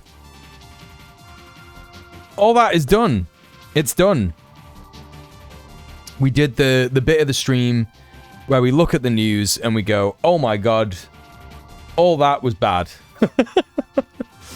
For the last hour of the stream, we're going to watch some more Unsolved Mysteries. That's right, chat. That's right. So much fun we're having.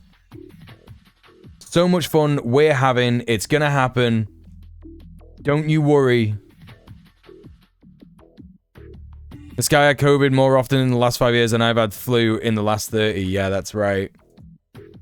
I would believe it.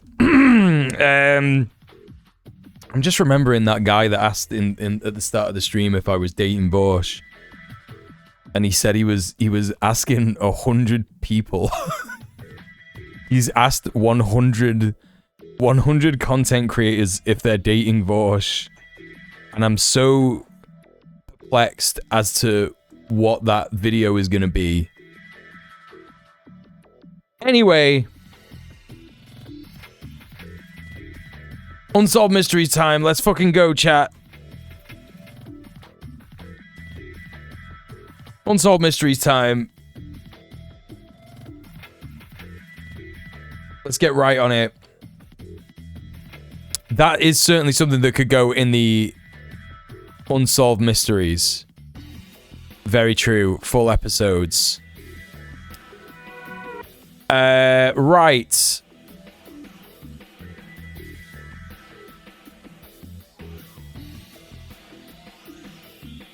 I forgot all streamers' names, so I call them either Vorsh's partner or not Vorsh's partner. That's based. That's the right thing to do. That's the right thing. That's the right way to refer to people. Especially if they're children. It doesn't really work because children wouldn't really be streaming. You know what I'm saying? You know what I'm saying? Alright.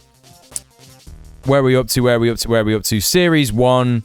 Season 1, Episode 2. We watched Episode 1, Season 1 last time. And, like, the Alien special. Wait, what's going on here?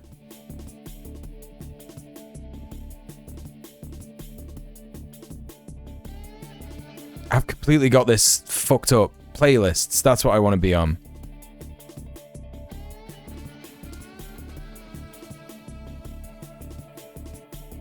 Season 1. Sorry. Season 1. Is that season 1, episode 1? Yeah. Okay. Season 1, episode 2. All right, chat. How many of these unsolved mysteries are just going to be an abusive man? Place your bets now. How many of them are just going to be that?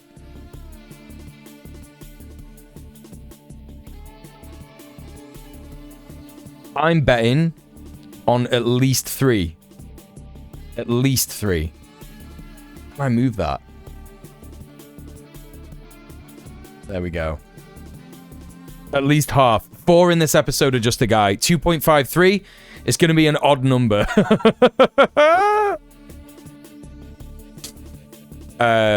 Children do stream? Oh, that's sad. That is sad. Just bet on red. Yeah, you might as well, yeah. A whole stack! Nice one, Risking Verse. Nice one. Right. Sorry, chat. Right, okay. I'm going to put this on. Now, I've not seen this episode, so I'm just going to, like, real quick go and put some food in the oven. I've got enchiladas tonight. How many total are there? I think there's, like, 8 in one episode. They're about an hour-long episodes. The third one will be part just normal men, part aliens. Yeah, that's true. I think you're right. Hazard a guess of 40%.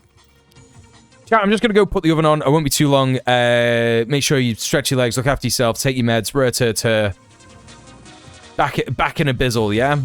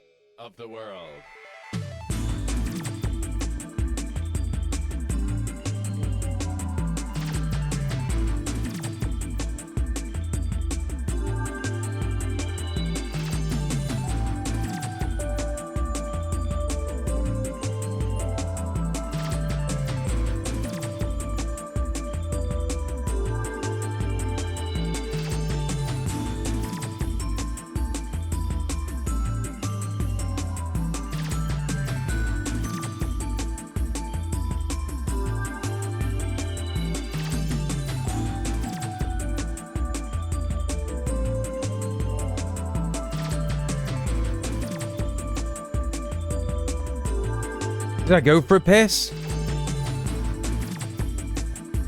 Did I say I was going for a piss, or did you just hear me? That's piss. Sorry. I'm sorry if you heard me piss. You shouldn't have heard me piss. That's bad if you did. Alright, it's on top. This guy looks like the spitting image of Charlie Foltz from the UFO one.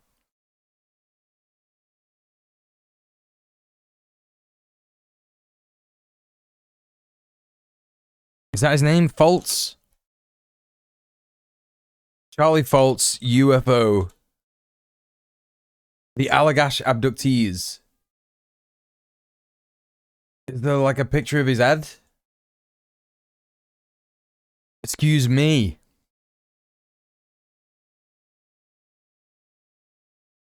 How do I get a picture of him? Do you remember him? Chat, do you remember this guy? What he looked like? It's the same guy. It's not. Now that I'm thinking of it, it's not. But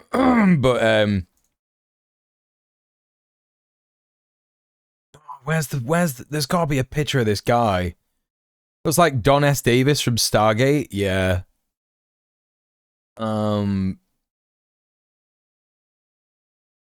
We'd like to talk about our... Oh, there he is. There's Charlie Foltz. Oh, you don't get a good pic. You don't get a good close-up of his head. Oh, where is it? Oh, come on, Charlie. Come on, Charlie. Take it easy, my brother, Charlie. I can't find it, chat. He looks like the guy from last. Check out the VOD channel. Like tonight, I'm probably going to update the VOD channel with the struggling a bit money-wise at the minute. Like, yeah, I lost my job in February because it turned out the company I was working for was doing awful things regarding the genocide of Palestinians. And I rose the issue and went on strike, and yeah, they dismissed me. And yeah, I've found it pretty hard to get a job since then. So, you know, please consider donating. Not you particularly, just chat in general. Just chat in general. Please consider donating, showing some support. Please consider subbing off Twitch. Please consider becoming a Patreon. And also, check out my link tree. It's all on the socials. I got all the new stuff on there. I got the new YouTube channel with the new video on there as well. So go and check that out. Go give that a like, support that, subscribe to that channel, etc., etc. On the morning of May 11th. But other than that, I'm really good. I'm like, you know, not I'm not burnt out anymore. I was super burnt out on activism, that's for sure. And I'm chilling now. I feel loads better. Like I don't get fatigue anymore. I don't get headaches anymore. So it turns out I was just like hella stressed and burnt out. And I do think that there was an element of long COVID going on. Because I still do get like some issues and stuff, but yeah, I feel like so much better, even though I'm like poor as hell, but never mind. I do commend you for standing up for what's right. Thank you. Appreciate that. It's kind of just what, when I went to the Zone of Defense in March, like it was the first time I'd been abroad since fucking TwitchCon in 2019. And even then, I only went for like a weekend, and my dad got me the ticket for like my 30th birthday. And I went to this amazing, beautiful place with wonderful activists for like a week in like a beautiful part of France, eating some wonderful food and shit. And I didn't get any headaches at all. I didn't get any headaches. I didn't have any fatigue, despite the fact that I was traveling for like 36 hours without sleep to get there. And I just had this like moment of like, you know, I was feeling very spiritual. I was feeling very connected to like the land and the spirits of the land and the forest. And I just kept on getting these messages again and again and again saying like, resign. You should stop doing activism. You should resign from being chair of the tenants union. And then when I came back, there was a huge scandal anyway, and I had to resign anyway. So it was good. I did end up doing that. But yeah, anyway, that's that. I heard about that Fab Forward. Yeah, it's real shit. I mean, first of all, I didn't know that Jonathan Joss was queer. I knew he was a native guy. But it's so bad. San Antonio shooting.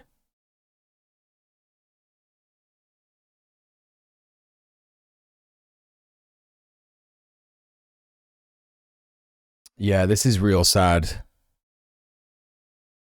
John Redcorn. Best known for voicing John Redcorn in the long-running animated series, was killed on Saturday in Texas. Oh man. Fuck off. How do I like get like a proper...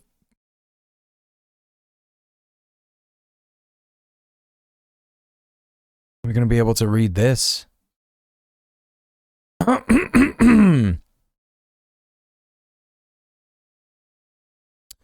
Joss, who voiced John Redcorn for seasons 2 through 13 of the popular animated series, was reportedly shot multiple times over the weekend after a disagreement with a neighbor.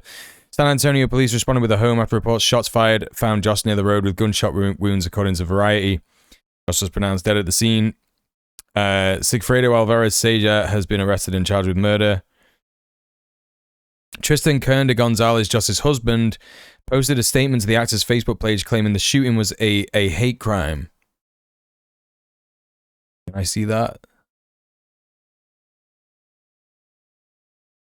Oh, it's just going to link me to another fucking independent article. What the fuck?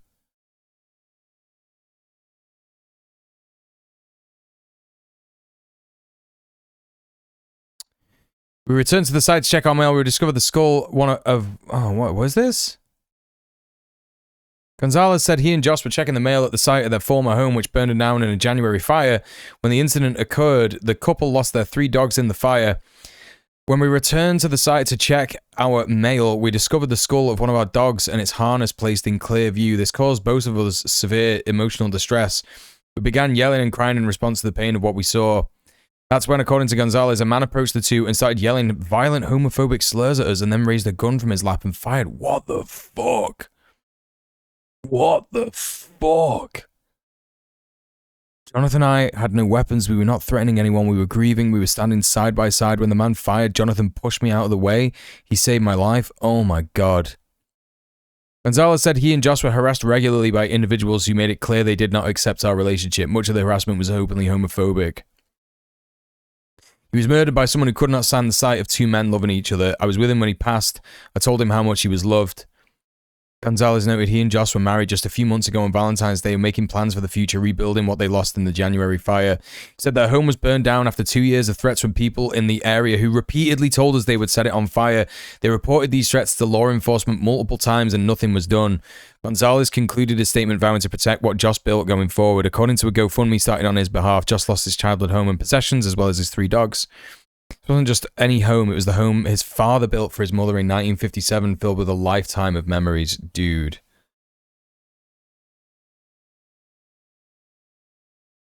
Dude.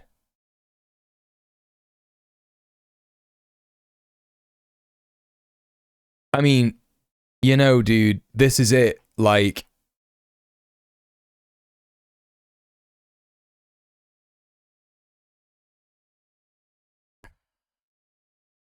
it's no coincidence that homophobic stuff like this is going to keep happening now as a result of the attitude towards trans people.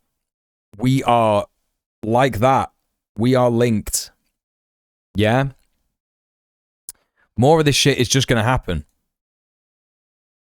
Pretty soon, we're just going to be back in the 90s. You know, trans people are already back there. Pretty soon, other queer people are just going to be straight back in the 90s. It's going to be shit. I'm going to be able to, like, love who we want to love in public anymore. People think we're sick. You know, there's already people like that guy in the chat before fantasizing about us being killed in Gaza. You know? Clearly a hate crime, but they want to fudge the issue by putting it in quotes. Yeah, definitely. It's so clearly a hate crime. They burnt this guy's house down because he was queer. And probably because he was native as well. Probably. And his husband was, you know, Latine, Latinx. I imagine. I'm just assuming. I don't know. God, that's horrible. God. Someone who's been in this exact situation, you cannot be that confident about recognizing someone who robbed you from a photograph. Yeah, no. Definitely not. 70. And again, that's like another thing that cops do in investigations where it's like, there should be like a lawyer present.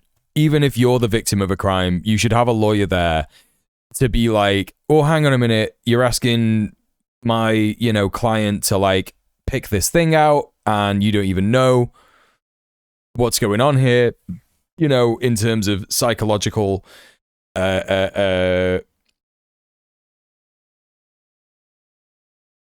the way in which we decide that something is correct, if we're given like a choice and it has to be any of these 5 people when it could be someone else that they don't know. Human testimony is also notoriously unreliable. That's true. Because lots of humans say that UFOs don't exist, don't they? That's right. That's right. Abstract, you know? Chat, this is just like again and again so important to understand why prison abolition is a really important thing. Yeah. Prison is torture. Putting people in cages is torture. It's disgusting. You know, it's not a holiday camp, no matter how many fucking red-faced gammons are trying to tell you that it is. You know, check out the chat in the command in chat, Yulia. It's about our friend Yulia, who's in prison at the moment. Literally for, you know, trying to be on the right side of a genocide in history. She's been put away on remand. That basically means she's in prison without trial, bail denied, until her trial, literally being treated guilty until proven innocent. Because the state are trying to make, you know, terrorism charges stick. Slavery is still legal in prison. Oh yeah, for sure. Yeah, 100%. I think it's true in the UK as well, because I know that Yulia is doing work, and I don't know how much money she earns from the work that she does.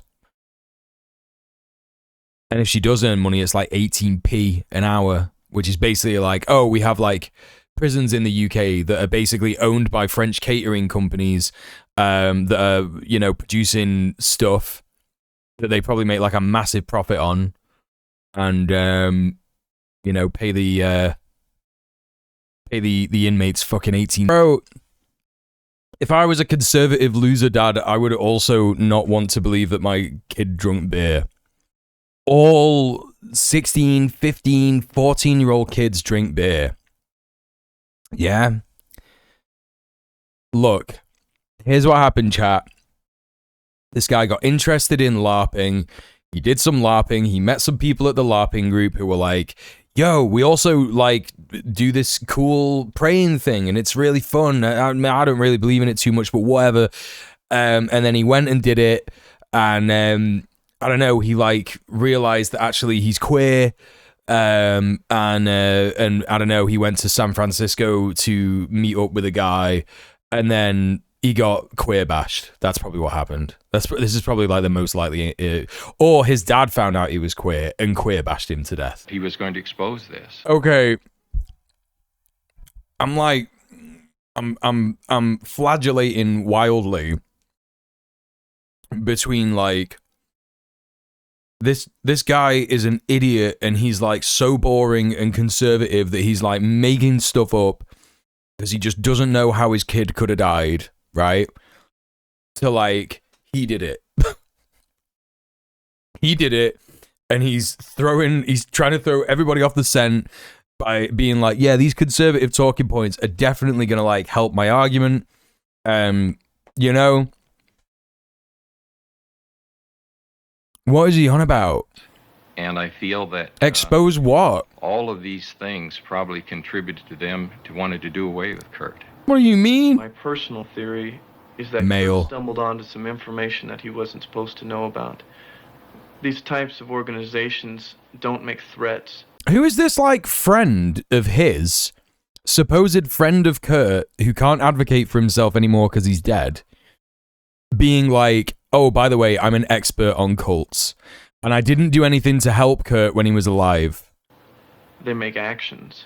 Kurt was definitely a queer kid. That's what it was. The person I would murder was it would be some. Kurt wouldn't be the first young kid, basically, to go to San Francisco to try and get laid, because that's the only place that you know where you could go to be gay. Literally. You know? This guy bullied Kurt when he started taking an interest in LARPing. Yeah, 100%. Somebody who was staying. I know that a lot of these fucking men were killing innocent Japanese people and shit like that and all this kind of business, but, well, I don't know how innocent you could call it, but I don't know. I don't know the ins and outs of that kind of shit. I just know that, like, the US was, like, horrific to Japanese prisoners of war and all that stuff. So God knows what they were doing. Involved in, like, horrific wars. Some of them were fighting against the Nazis. That's pretty cool. You know, very difficult to, like, talk about war in, like, a just war, but regardless, you know, it's just, like, proper sad, innit? Like, they would have not had any way, like, you know, I guess at least now, like, if you somewhere, I mean, I've really not got much like sympathy for soldiers in the US or UK army or anything, Imperial Corps armies nowadays, but you know, if you're far away from someone that you love, you've got phones, you can like message them and shit. Do you know what I mean? Imagine just like not having any idea what is going on back at your gaff, what your wife is up to that you like love loads. That's more unsolved mysteries tomorrow night when we're done with the news. Thanks very much for being here tonight. Really appreciate y'all. Good to see you. Who are we gonna raid?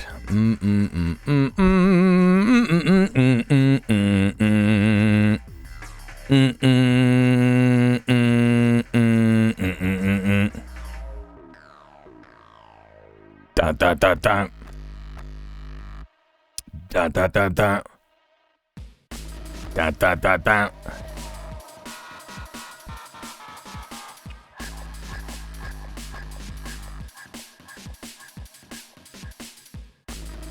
Let's go and raid Ray K.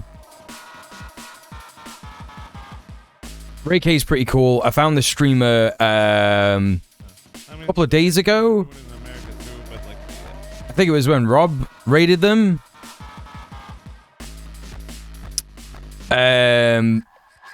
They do a lot of stuff in terms of like translating Arabic, Hebrew news, and all that kind of stuff. So that's pretty cool.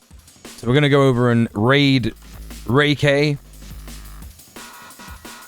Join me for the raid if you're gonna stay up. If you're in a different time zone to me, or you know, the UK in general, or Europe, or if you're just waking up somewhere else in the world. Yeah, thank you so much everyone for being here. Really appreciate you. Don't forget to check out my socials. Don't forget to check out the new video that I did. It's up there in the pinned message in the stream. In the stream chat. And I won't be back tomorrow. Sorry, I don't know if I said tomorrow. We'll be back with some more Unsolved Mysteries, some more news, politics on Wednesday. I'm just sort of like slowly getting back into my routine of streaming. So, you know, that's that basically. But yeah, I'll see you all there. Don't forget to check out all my links. It's in the linktree.ee/djmuel. Check out all the links on there. Thank you so much for all the subs. Thank you so much for all the follows. Thank you so much for just being here. It's great to get this much support after being gone for so long. And I will see you all on Wednesday. Good night, good night, good night. Peace, peace, peace. Mwah.